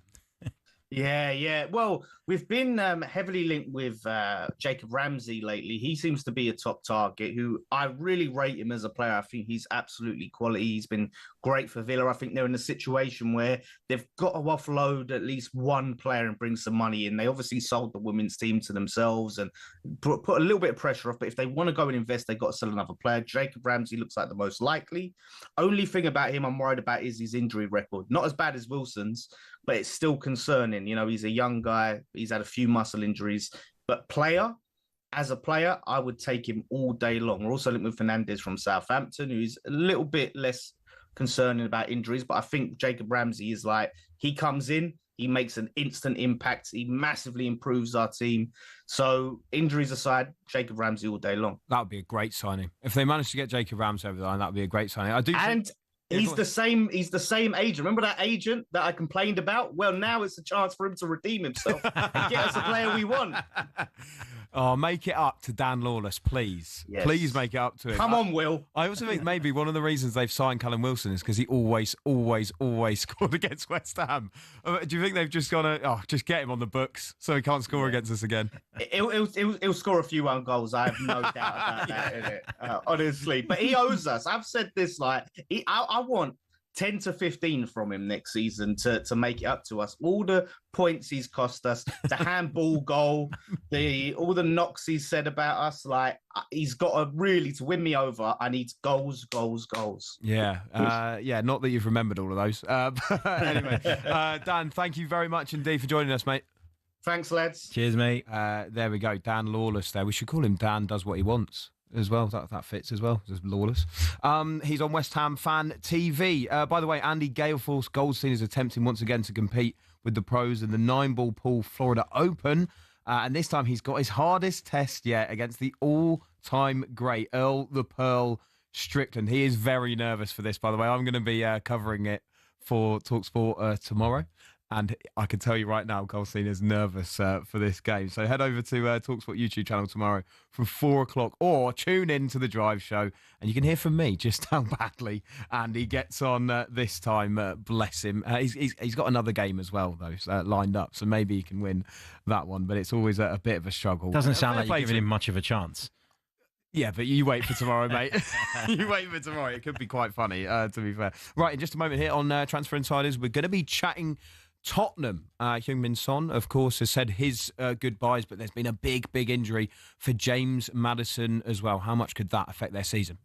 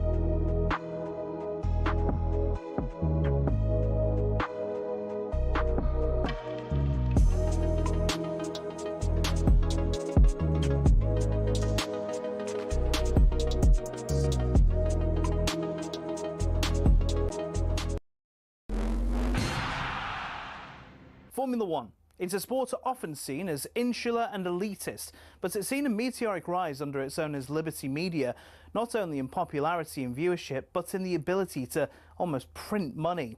From greater access to more races, here's how it happened. For decades, Formula One was owned and run by one man, Bernie Ecclestone.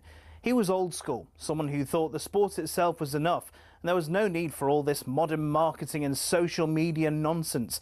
But in 2016, Ecclestone agreed to sell his baby to American group Liberty Media. It cost Liberty Media $4.4 billion, and they quickly got to work. We got an F1 app almost immediately, and teams were allowed to show us more from behind the scenes.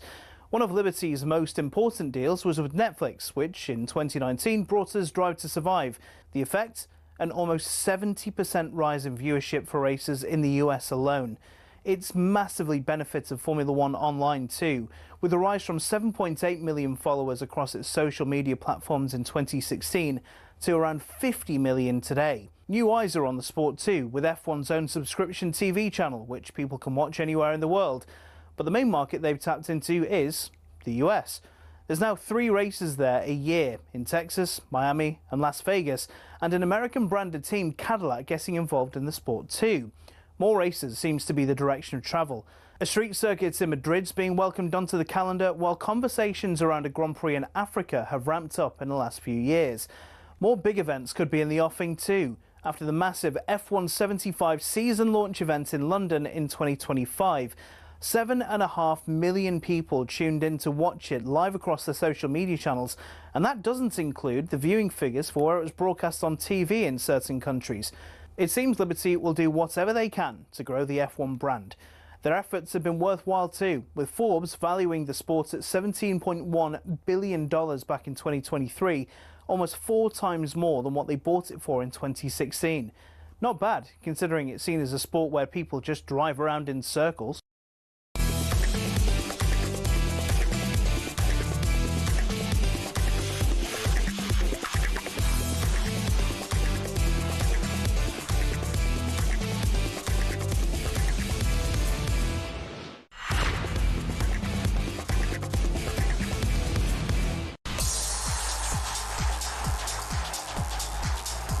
Good evening, this is Transfer Insiders here on talkSPORT with me, Olly Clink. I'm alongside the Arsenal podcaster, Harry Symeou, the king of LinkedIn. The king of LinkedIn. We've been asking you for your favourite corporate phrases because Mikel Arteta from Harry's Arsenal. Hold on a minute, Ollie. I'm willing to make a bet that you use LinkedIn more than I do. You keep calling me the LinkedIn expert. Mate, I use LinkedIn, mate. Very good, very good. But I tell you what, some of them have been absolutely amazing tonight. Keep them coming in on 81089. Bill in Romford, you're a man after my own heart. He's copied me into an email with all sorts of these. He's put these are some that I hate. Can we take this offline? Yeah. This is amazing. Could you socialise the document? It makes your skin crawl. I've copied you in for visibility, and let's celebrate these wins. In my sort of 10 plus years experience in that world, right, the can we take this offline thing is basically when you're about to make your manager look silly, right, with something that they've either overlooked or gotten horribly wrong. They say, can we take this offline to avoid the embarrassment of it being brought up in a group? Well, you heard that a lot, did you? Or... Yeah. I used to pull my manager up on some certain things sometimes, and I say, well, why don't we do it this way? Like, it makes a lot more sense. And he'd go, can we take this offline? Like, let's move on. Let's take it offline. And luckily, that's why you're sat here today. Yeah, and that's why it never worked out. That's why it never worked out. Oh, great stuff. Yeah. Mikel Arteta calling friendlies tests. I mean, that I'm never going to get over that. That's amazing from him. Let's talk about the other side of North London, though, and Tottenham Hotspur, who are in the Champions League next season, despite the fact they finished 17th. But they won a trophy as well, the Europa League, at the end of the season. Thomas Frank's now in charge with Ange out of the door. They've done a bit of business. They've said some goodbyes as well. So I'm delighted to welcome in Chris Cowlin, host of the Spurs Chat podcast, part of the talkSPORT fan network. Chris, how you doing? Hey, mate. Ollie, Harry, great to join you. Good evening. I've just come off a 14-and-a-half-hour flight from South Korea, having just gone to the Asia tour, which I've really enjoyed. So, yeah, great to be back on here. Oh, fantastic stuff. So, how many tears were there then when Son Heung-min was saying his goodbyes in the game against Newcastle? A lot of tears, a lot of tears. A very emotional and sad day for a lot of Tottenham Hotspur fans. Hopefully, Son will get the opportunity to come back to Tottenham at some stage and say a proper goodbye to everyone in England. But yeah, it was a weird atmosphere against Newcastle before the game, during the game. The players, gave him a great send-off. And, yeah, there were a lot of tears from Son, from his teammates, from the fans. He will be greatly missed. I'm so glad that he was the one who actually made the decision to leave the football club. He's had a great 10 years, and I'm so glad that he's gone out on a high, having lifted the Europa League. Do you know what, Chris? I'm going to put you on the spot a bit here, because I was speaking to a Spurs fan earlier, and I was asking about the legacy of Son Heung-min, and this Spurs fan said to me that he thinks that Son is a bigger Tottenham legend now than Harry Kane. Where would you stand on that? Well, of course, he's record goal scorer against someone who's actually won a trophy at the football club. So I suppose the trophies count for more. But both of them have been great legends of the football club. Both will be remembered. Both deserve statues outside the stadium.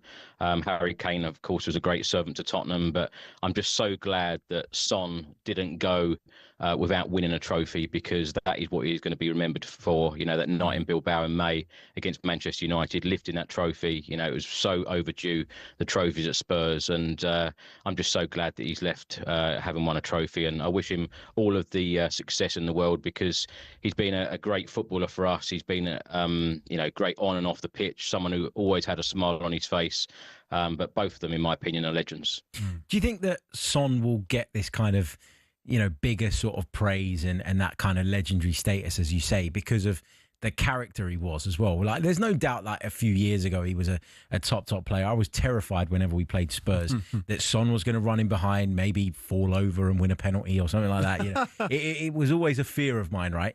But I don't think we can avoid the fact, Chris, that for the last couple of seasons now, he's been way off the level that we became accustomed to. So I would argue that even though it's a decision that he's made and Tottenham have done it the right way in terms of letting him have that moment, I think from a footballing perspective, moving on from Heung-min Son right now is the right thing for Tottenham.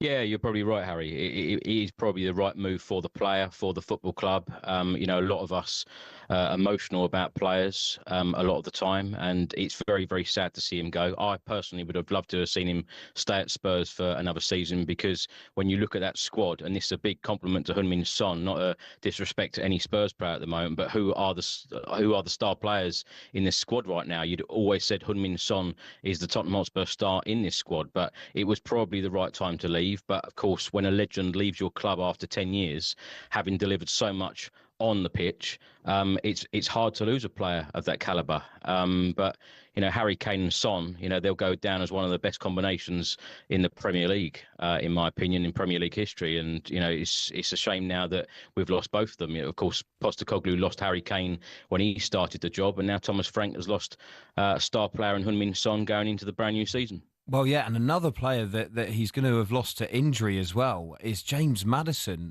who picked up what looks like a devastating injury in that game as well, which is really bad news, isn't it, for Thomas Frank, and especially because it happens in a game like that where it doesn't need to happen. I mean, how worried are you about that injury in particular to Maddison? Yeah, of course, Maddison should be a key player for Spurs, especially under Thomas Frank now, and that is going to be a huge miss and a huge loss. Of course, he missed the Europa League final due to injury as well, so he has only literally just come back, and it now does look like a very significant injury to him yet again. And it was so frustrating for us Spurs fans and everyone connected to the football club last season with the amount of injuries that we have had. But I'm sure we're going to talk about transfers. This is where the transfer situation comes in now. Spurs are heavily going after a number 10. In my opinion, we also need a striker and various other positions as well. But yeah, Maddison will be deeply upset with his injury yet again, and I'm sure Thomas Frank will be very frustrated not having him available for the start of the Premier League season. One player that is on his way in as well is João Palhinha, and I think when you looked at this window, maybe the priority was to bring in that kind of number 6 player. Do you feel that he is the right man? Are you pleased with that one? Really pleased, Ollie. Yeah, because we've needed that number 6. We've needed that DM for the last couple of years. A lot of Spurs fans will tell you that is a position where, it needed to be done this summer, especially under a brand new manager. And João Palhinha has got Premier League experience, and this is what I love about this transfer window so far. Although I feel like we need a lot more to be done yet, but it seems that the brief is Premier League experienced players. And that's exactly what Ange Postecoglou alluded to in his last couple of press conferences before he was sacked. So it is about Premier League experience. João Palhinha is going to be that one to break up play. And, Thomas Frank coming in, we are going to be a lot more difficult team to beat next season than we were last year. I know you mentioned at the start 22 league defeats. That can't happen again in this upcoming season. So João Palhinha, for me, is going to be a great signing for us. And he's a yellow card merchant. He knows the Premier League well, and he likes to put his boot in. And I think he's going to be perfect for Spurs. And, to make his debut next week against his parents' side, Bayern Munich, that would be a good one. Stay there, Chris. There has been a goal at Anfield in the pre-season game between Liverpool and Athletic Bilbao. Matt Jones. And Liverpool are back in front. Liverpool 2, Athletic Bilbao 1, though more of a hint of offside of this. I think VAR might have got involved in a Premier League game. Gravenberch gets the ball outside the area. He drives forward, feints for a shot to go past his man, and then does pull the trigger. Simon gets down to it, but only pushes it out into the path of Gakpo, who smuggles home from close range with the keeper already on the ground.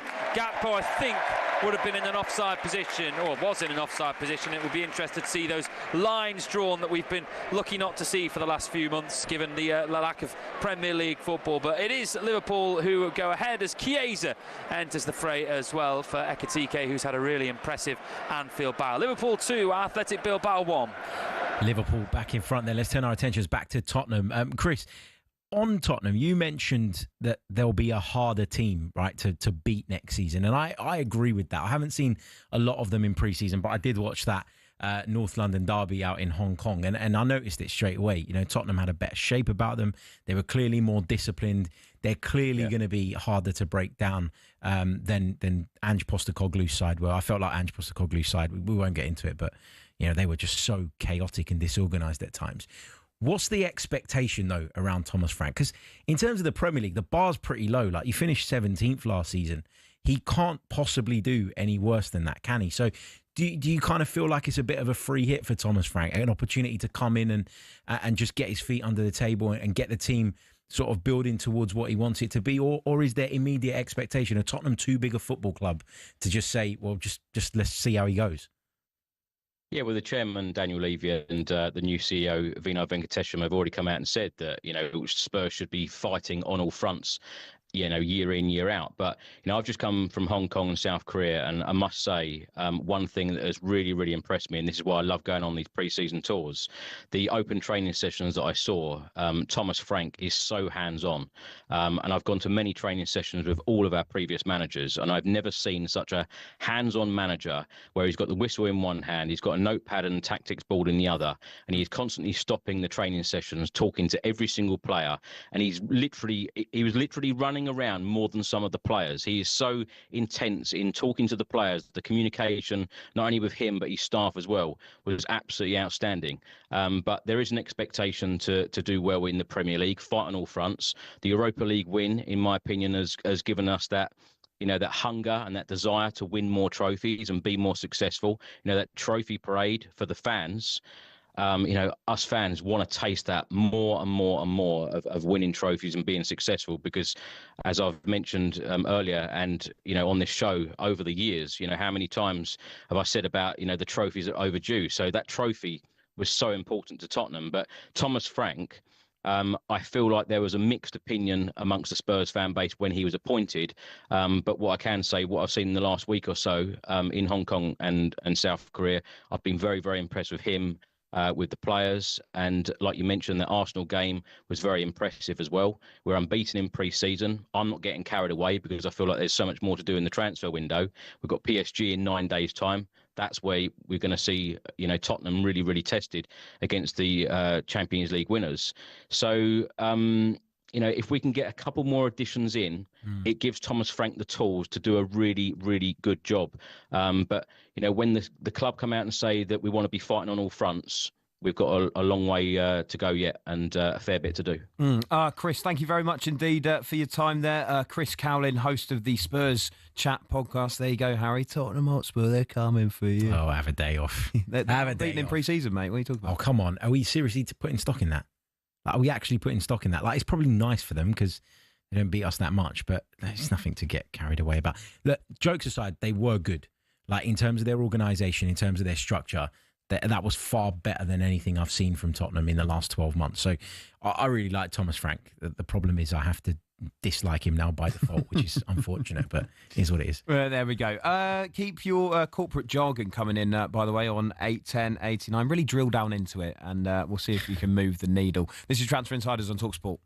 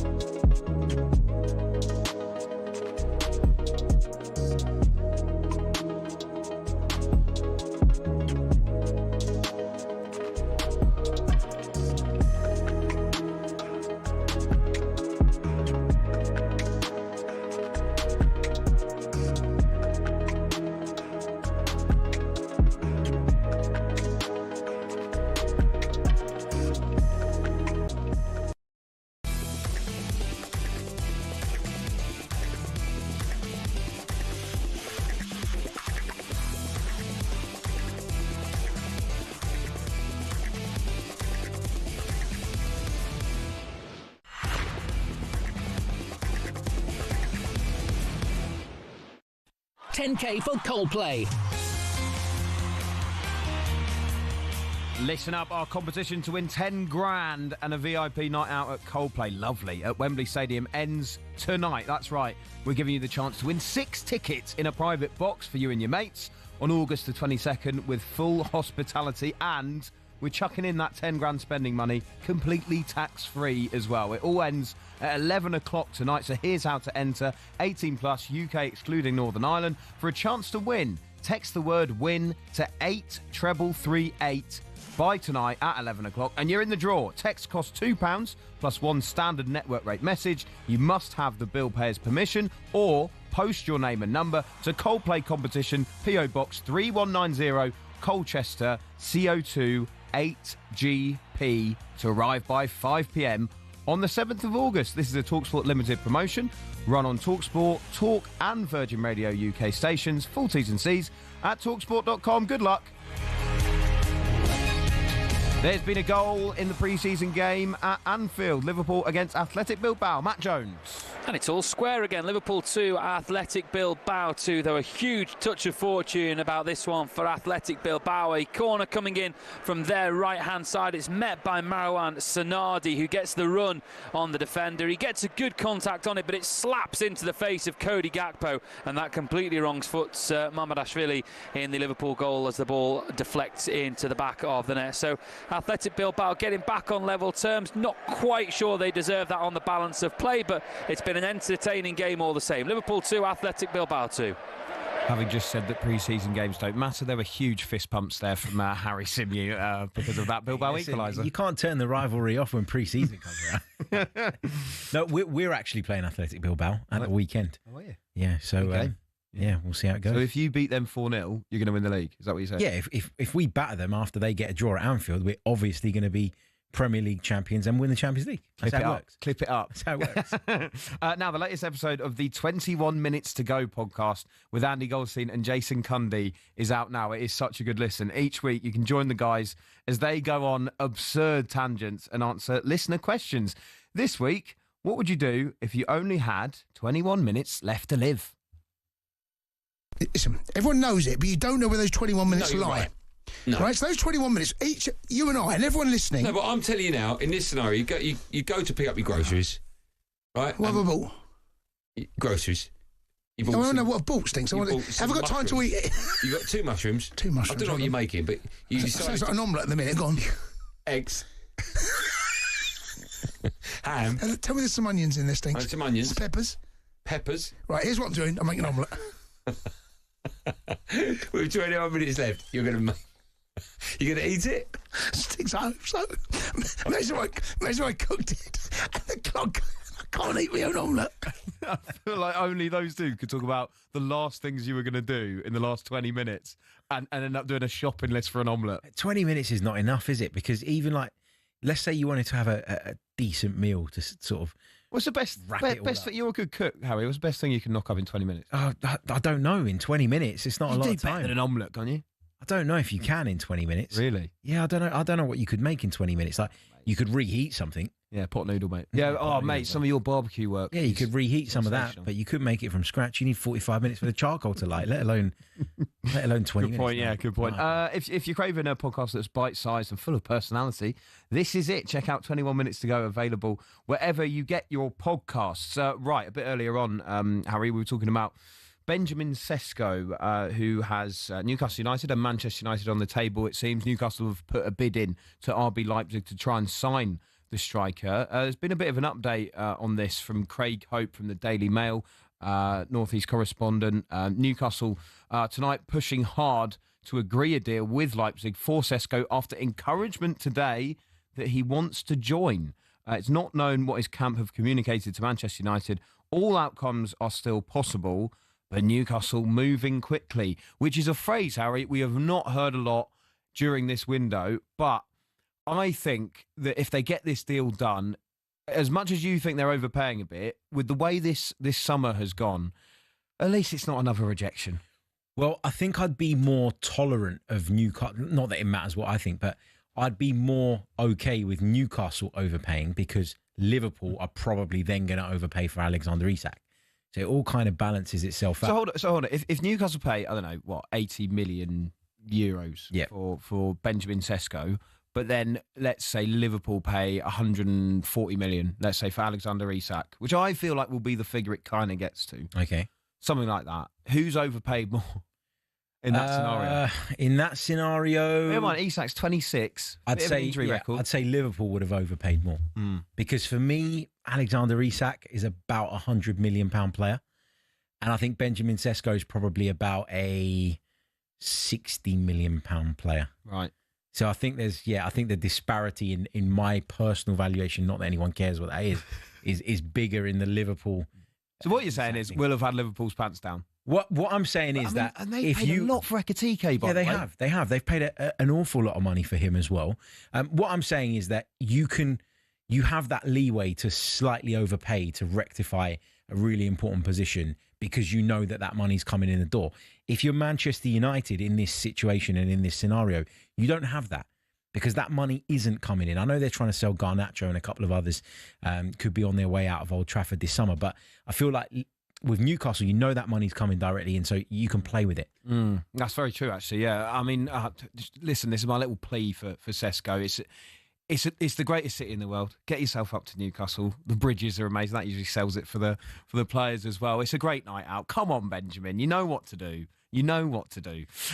There's been another goal in that pre-season friendly between Liverpool and Athletic Bilbao. Harry's on tenterhooks. Which way's it gone? Matt Jones. Well, for the third time this evening, Liverpool are in front. Liverpool 3, Athletic Bilbao 2, although Unai Simon will not want to see this one back. It's another for Cody Gakpo, who did score in the 56th minute. He's got another now. Good work by Gravenberch once again as he spins on a sixpence and drives towards the penalty area before releasing Gakpo on the left-hand side. Gakpo has about 7 opportunities to shoot and eventually takes one of them with 2 defenders in front of me. He managed to squeeze it through them, and Simon, it somehow dribbles under his body and into the back of the net. So Liverpool back in front with 20 minutes left to go. Liverpool 3, Athletic Bilbao 2. Oh, let's all pack up and go home, mate. Yeah, that's it. Title race is over. Forget it. It's done. There's no point in us turning up for the Premier League, is there? Because of that goal there for Liverpool. By the way, you know earlier you were talking about the Arsenal shirt, the new away shirt, the white one with red trim. It's the third shirt. Is it the third shirt? What's the away shirt then? It's like a bluey colour. Ooh. Yeah. Midnight blue, is it? Yeah, it's not that great. What would you, if it's on the Dulux wall chart, what are you putting it on? Midnight something. I don't know. I need to think about that. It's a bit like that colour on the screen opposite us. I can't. Oh, okay. How would you put it? Like midnight blue / purple. That'll do. I know do you know what, mate? That'll do. Yeah, there's a better term. But Stevie G has texted in. He's an Arsenal fan. Okay. So interesting name for an Arsenal fan, firstly. Surely he should have gone for Liverpool, but oh well. He said, Arsenal are often historically thought as having a yellow away kit, but the further you go back through the club's history, the more common white alternative kits to the usual red and white home kit there were. Yellow wasn't regular until the late 60s. An early introduction of it came in the 1950s. I did know that. They've been more traditional. I did know that because I read it somewhere earlier, and I'm assuming that's where Stevie's got that information from as well. And if you go back to Arsenal's last year at Highbury, which was what this kit was supposedly referencing, anniversary 20 years since Arsenal left Highbury, that kind of red currant colour, which is what they called it at the time, is part of the club's history. Yeah, fine. I'm not going to go. I just like we've been trying to get away from corporate chat all night, and we've just described midnight blue kits. Yeah. Do you know what? They are the worst for it. The kit launches. When it's just like, this is our statement colour or something. I hate that. Absolutely hate that. I'm not going to lie though. I'm really disappointed that I didn't find a better way of describing the colour of the away kit. Like, I'm going to be going home tonight. I tell you what, thinking I've really messed that up. I tell you what. I'll give you a few minutes to think of a better way to describe it. This is Transfer Insiders here on talkSPORT with Ladbrokes, 18+, gambleaware.org. Next up, we're going to go through the main stories of the day.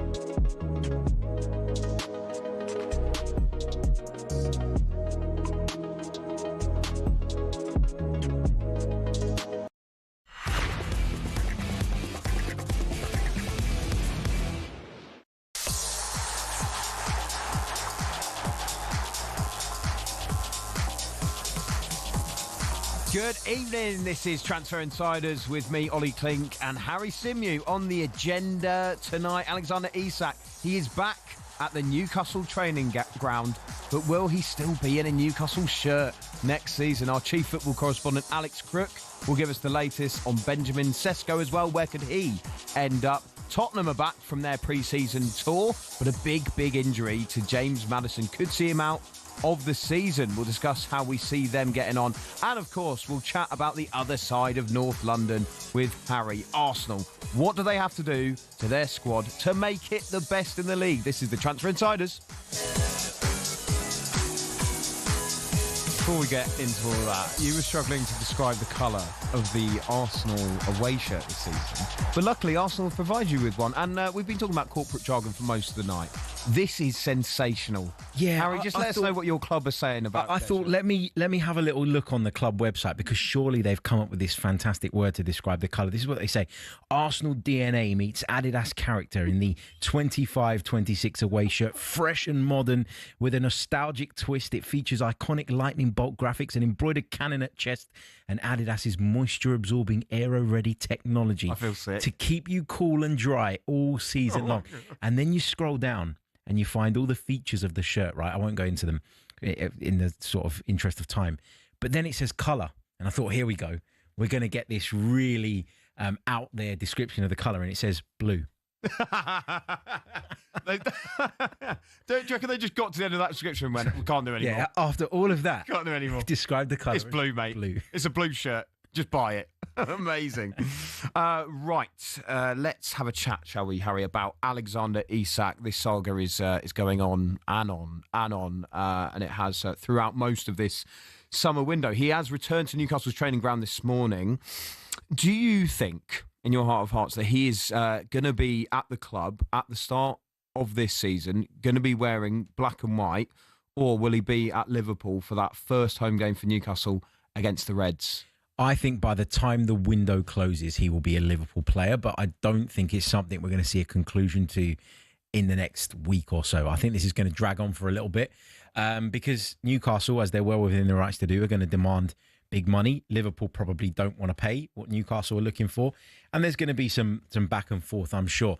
Look, I know there's been a lot of reaction to this, and there's a lot of upset Newcastle United fans, yourself included, and I understand why, but I just think if you put yourself in the player's shoes for a minute, you know, he's looking at the way the club are kind of standing there with their hands tied behind their backs because of all the financial stuff, the fact that they've missed out on lots and lots of targets in this window. I've heard from sort of people that cover Newcastle, and I've read lots of stories, as I'm sure you have, about him being supposedly offered a pay bump and a new contract that never came. I just feel like this thing has been brewing in the background for a while, and Alexander Isak probably only felt comfortable to kind of come out and say, I want to go, when Liverpool made that interest public. That was kind of the sparking point. But this must have been brewing in the background for ages. In that sense, then, in your opinion, Newcastle then should cash in, take the money, and run, really. And, especially if they're lining up a replacement. We'll talk about that in just a moment. But actually, when you think about it, it's so difficult because he's such a massive talent, and he's the kind of player, of course, that you want your club to build a squad around. And unfortunately, because of restrictions and a very frustrating summer and certain deals not getting done, it just hasn't really looked like that. The only two major signings this window, Anthony Elanga and Aaron Ramsdale. And I think from a Newcastle fan perspective, when I look at this now, I just think this is a guy who's now made it clear he doesn't want to play for the badge. He doesn't want to play for Newcastle anymore. He wants to explore other options. Liverpool is his main choice. That's not going to sit right with a lot of Newcastle fans, and understandably so. You never want a player in that dressing room who is not there 100% giving his all for the club that he plays for. And ultimately, no player is bigger than the club. And as much as it hurts to say, I'm reaching a stage where I kind of just want Newcastle to go. I'm here for you, Ollie. I'm here for you. Okay, I can hear and feel the anguish in your voice. Voice is breaking. Let me flip this back on you. Let me ask you the question. You're the Newcastle fan here then. If a deal is not agreed between the two clubs and the transfer window closes, do you think it's possible for Alexander Isak to reset and be an asset for Newcastle again? Because that's what this debate hinges on. If you think by putting your foot down and demanding that he stays, that afterwards you'd be able to get him focused again and going again, then that could be a masterstroke for Newcastle. But if that can't happen, then it's a problem. And in that case, you should absolutely 100% cash in. Do you know what? I would trust Eddie Howe as a coach to be able to do that, to be able to reintegrate him. There was interest last summer in Anthony Gordon, and, he was linked with a move to Liverpool. It didn't play out quite like this. Anthony Gordon didn't throw his toys out the pram and, not turn up for pre-season tour, not turn up for training and go and train at his old club. None of that happened. So the way it's played out is very different. But I would trust Eddie Howe to sort that out. The thing that would be interesting, though, Harry, is if Newcastle get a replacement over the line, but then a deal isn't struck with Liverpool and Isak is still on the books. What do you then do? Because they might have said to someone like Benjamin Cesco, "Do you know what, mate, we're going to give you the number 9." And the club have briefed to the press that it's going to be a change of system. This is what happened when they were going for Ekitike. It was, no, he's going to play alongside someone like Isak. It might even be a 4-4-2 situation. But in their chats, if they said to Benjamin Cesco, no, you'll be the main man, mate. You will be wearing number 9 in front of the Gallagher end. What do they then do if Isak is still on the books? It's an interesting one. But as you said, Newcastle were in for Ekitike before we knew of Liverpool's, if you like, concrete interest in Alexander Isak. Now, did Newcastle already know about it at the time? That's the question here. If Newcastle knew that there was interest in Isak, he'd already communicated that he wanted out, and we were just a bit behind the curve as sort of fans and people sort of covering the game, then maybe that makes sense. But I thought that they were quite happy to bring Ekitike in to play with Isak. So are you suggesting you think that Newcastle would have known that at the time they went in for Ekitike? Because they were going to spend big money on him, not as much as Liverpool, but they were ready to invest big money without Alexander Isak going out of the door, as far as we knew at that point. It's going to be fascinating to see how this all plays out. Let's quickly check in on that pre-season game at Anfield, Liverpool against Athletic Bilbao. Matt Jones. Yeah, Liverpool 3, Athletic Bilbao 2. Liverpool just had a huge chance to extend their lead, which they might do now, in fact.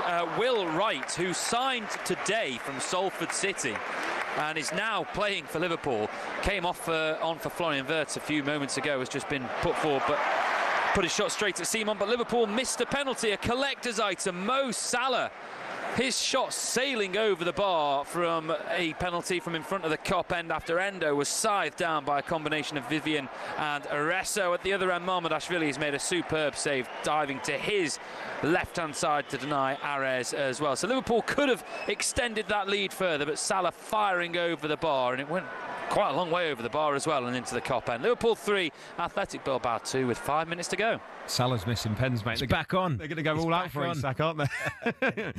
Right, one of the names we mentioned there, of course, is Benjamin Sesko, who Newcastle have been going after. He's a striker at RB Leipzig. Our chief football correspondent, Alex Crook, joined us to give us the latest on that situation. It's obviously a bit of a soap opera, a little bit of a saga. Newcastle made their formal offer on Saturday morning, worth £70 million to include the add-ons. That is the type of fee I think RB Leipzig are inclined to accept, although they've rejected the initial deal. Talks ongoing about the structure and maybe the add-ons potentially creeping above £70 million. Benjamin Sesko is yet to commit to either Manchester United or Newcastle.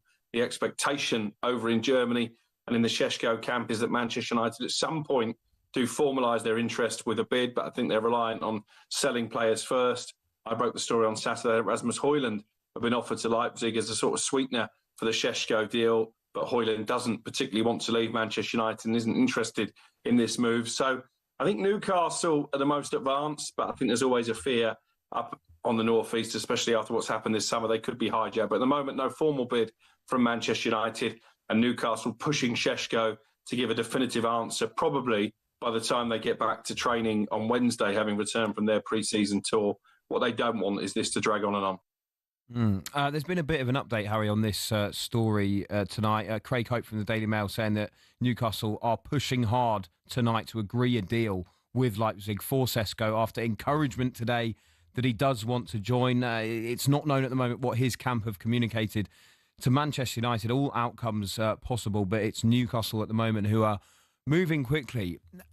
In your opinion, after a summer of knockback after knockback and so many hijackings and big clubs swooping in and taking some of the targets that Newcastle were holding out for, often giving them bigger wages, which I still think is something that Manchester United could offer Cesco in this instance. As disastrous as the summer has been, and despite the fact they might still lose Isak, does it still feel like a big win for Newcastle in this situation if they get Cesco over the line ahead of Manchester United? Yeah, and that's why you don't judge transfer windows until they're over. And sometimes you don't even judge them until 12, 18 months down the line when you figure out how all of those signings have worked out. Benjamin Cesco, no doubt, is one of the most sought-after young forward players in Europe, right? My club were in for him. Arsenal were looking at him. Arsenal were interested. They were willing to pay a lot of money. In the end, they opted to go for somebody else. But when you think about the fact that, you know, he does have that interest, he does have that reputation, and you only need to listen to the likes of Kevin Hatchard or Andy Brassel to know, you know, how excited people in Germany are about this player. You know, it would be a win for Newcastle. And, you know, if they lose Alexander Isak, but they bring Benjamin Cesco in, even if I think they'll be overpaying, that's still as good a replacement as you could have expected or demanded as a Newcastle fan. Yeah, I think if they get Cesco in, and then there's the ongoing situation with Johan Wissa as well, who's I think still, you know, refusing to train with Brentford at the moment, want to move to a Champions League club, and Newcastle looks like a priority. If you're swapping Isak and Wilson for Cesco and Wissa, it's not the disaster of a window that it might be. But do you see how, like, what you've just said there, and this is not aimed at you, but do you see how there's a hypocrisy in football? Because Alexander Isak not training is out of order, but Johan Wissa not doing it to get a move to Newcastle. I bet Newcastle fans will say, that's brilliant, he really wants to come. No, I don't think so. And we were the same. We were the same with Gyökeres. You know, at the time, if a player refused to train for Arsenal, I would not be happy. But when he's forcing it and not training with Sporting, I'm sitting there going, that's brilliant, he really wants to come. I don't think every fan would say that they like it. They obviously want a player to join their club. I don't think they'd like the way it's being played out. And I don't even think some Liverpool fans would look at the way Isak's treating Newcastle and say, oh, I love this, it's great that he's doing that. Because it's not really anything any football fan wants to see. I think the difference as well with the Wissa and Isak situation is Wissa, thinks he had a verbal agreement that would let him leave because of a certain scenario. There was no such agreement with Isak, which for me just makes it slightly... He does feel that Newcastle have broken some promises, clearly. Yeah, but there was an agreement about leaving. That's the point. Maybe he's upset that he didn't get that new contract, but Wissa actually, thinks that with Brentford he had an agreement where he could leave in a certain scenario. Anyway, coming up next, North London will be our focus. We're going to look at Spurs and Harry's Arsenal.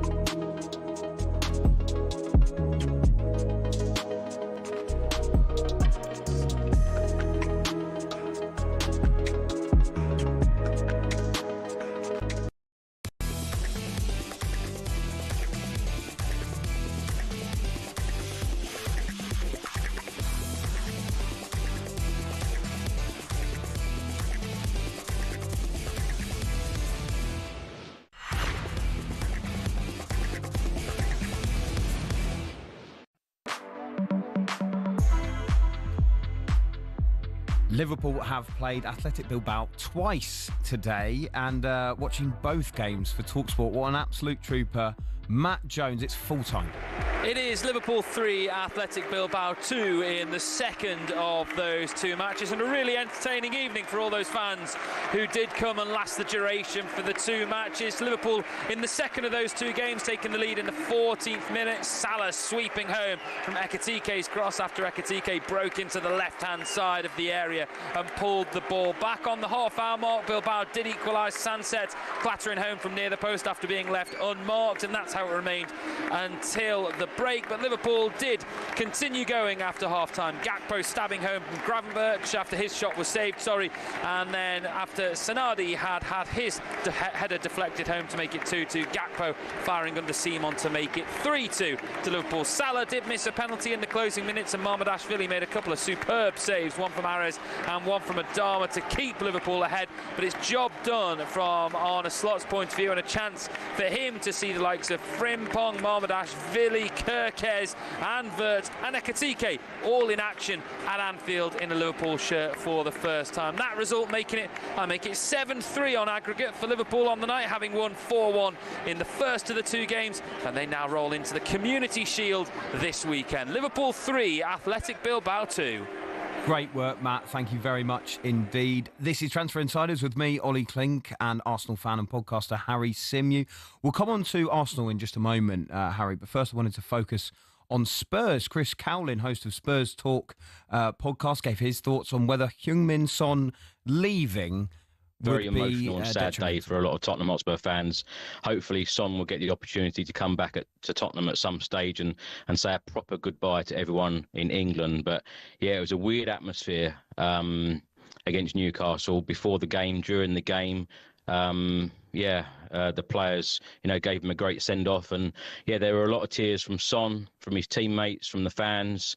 He will be greatly missed. I'm so glad that he was the one who actually made the decision to leave the football club. He's had a great 10 years, and I'm so glad that he's gone out on a high, having lifted the Europa League. Well, of course, he's record goal scorer against someone who's actually won a trophy at the football club, so I suppose the trophies count for more. But both of them have been great legends of the football club. Both will be remembered. Both deserve statues outside the stadium.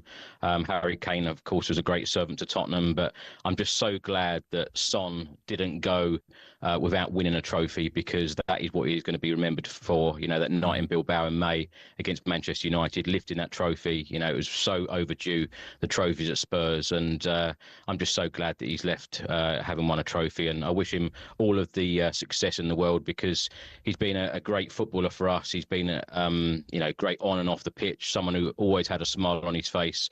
But both of them, in my opinion, are legends. You're obviously the authority on this, Harry, as an Arsenal fan. Who's the biggest Spurs legend, Harry Kane or Son Heung-min? Harry Kane was a far better player, I would argue. Spurs fans will probably make the case that it's Son because he stayed, and Harry Kane didn't want to stay anymore. He wanted to go off and win things. But it depends what you sort of define a legend as. Is it someone that you feel a kind of affiliation with, which the Spurs fans will with Son, because he probably did have opportunities to leave in the past and didn't, and he stayed right until the end, and he ended up getting his trophy. But I would argue that in the last few years, especially the last two seasons, his level really did drop. And so it kind of felt like he was holding on at the end of his Spurs career. And I think you're better off leaving on a high. Yeah, I agree. I just felt that you're right, that there was just a decline, wasn't there? And he just wasn't the same Son Heung-min we'd seen in past seasons. But as Chris said there, a great way to go out is lifting that trophy over in Bilbao, of course. Now we've got to talk about Arsenal, of course, Harry, and trophies has to be part of that conversation as well. Let's firstly reflect on the transfer business so far this summer. Now, it might be that they bring one more player in, potentially in Eberechi Eze. It might be to do with waiting for his release clause deadline to finish so that they can maybe get a better deal and strike one with Crystal Palace. So we're yet to see how that will play out. And it might not be finished. But when you look at the summer transfer business as a whole, why don't you rate it out of 10 for me? How do you think it's gone? I think I'd probably give it a 7 out of 10 at the moment, because Arsenal have addressed all the priority positions. if you made a list at the start of the summer of areas that needed fixing, if you like, the midfield was definitely where the most regeneration was required, because you lost Jorginho, you lost Partey, they got Zubimendi in nice and early, which was good. Norgard comes in as well. Number 9 was probably at the top of people's priority lists, and I'd say a winger was quite high up the list as well. In the end, Arsenal went and got Noni Madueke, which I think divided opinion at the time. I was certainly critical of the signing initially, because at the time we hadn't got our striker in, we hadn't done the bulk of our business, and you're sitting there and you're going, how have we got £52 million to spend on Noni Madueke, yet we can't make a breakthrough with Sporting over Victor Gyökeres? So the frustration, I think, at the time was justified, but the more I think about the Madueke signing, the more it grows on me as an idea. So I'm quite pleased with Arsenal's window so far. Some of the signings have been signings to plug holes within the squad, not necessarily in the best 11. Yeah, your Norgards, your Norgards, your Keppers, your Christian Mosqueras, those types of signings. So it's not been the most exciting window we've ever had, but I think we've done our work and we've done what we're supposed to. Are you buying this whole sense that Mikel Arteta has to lift silverware next season or he's out of a job? It depends on sort of what you think success looks like. I know people will say, well, success is trophies and it's that black and white. But for me, you've got to be in the mix. Like, if Mikel Arteta wins the Carabao Cup but finishes 4th in the Premier League, that won't be a successful season to me. Other people would argue, well, he's won silverware. What more do you want? But I'd say it depends on where that success comes. You've got to be competitive in the league because you've been there already, and anything less would be a regression. You've got to be competitive in the Champions League again because you went to the semi-finals last season. And hey, if you can add a domestic trophy to the pile as well, and either get another FA Cup for Arsenal, a competition they've been synonymous with, or win a League Cup, something they haven't won since 1993, then, that would be great. But that is not necessarily a reflection. I mean, Arsenal are a better team than Newcastle. You won the Cup last season. They're a better team than Crystal Palace, who won the FA Cup last season. So, beat 3 times last season. But... Yeah, fine. But the point is that people are looking at it through this really kind of, I think, narrow-minded approach of going, well, if he doesn't win silverware, he's gone. The context is important, and what the issues are if we do fall short will also be. Where do you realistically think they finish next season in the league? If I was betting on it rather than going with what my heart says, I'd say second. Second? I'd say second behind Liverpool. Yeah. By a long way? Is it going to be close? No, I think it'll be closer. I think Arsenal having players fit, having key players fit by default makes them a better team. And I'm not taking anything away from Liverpool last year, but if Arsenal didn't have those issues, I'm not saying Liverpool wouldn't have won it. They probably would have, but Arsenal would have been a lot closer. So I think last season painted a bit of a false picture. How many times do they have to finish second for them to become Spursy? How often have Spurs finished second? Twice in the Premier League era? No, come on. But in a few finals as well, too. Come on, we're not having that. We're not having those comparisons. Can't believe you put us in the same section, to be honest, Arsenal and Tottenham. Who wrote that? Had to be done, mate. Had to be done. It's been an absolute pleasure. You're going to get your hands on that new shirt then, or are you not having it? No, I'm going to skip it. The new white third shirt. No, I'm going to sit on the train home and Google corporate jargon. Harry, it's been an absolute pleasure, mate. Thank you so much. Pleasure. Been great. Yeah, it's been great fun. Don't forget, you can hear the Transfer Insiders as a podcast on the talkSPORT app, Spotify, Apple Podcasts, or wherever you get your podcasts. Don't go anywhere, because up next here on talkSPORT, it is the Sports Bar with Jason Cundy and Jermaine Pennant. The boys are taking your calls, 03717 223344.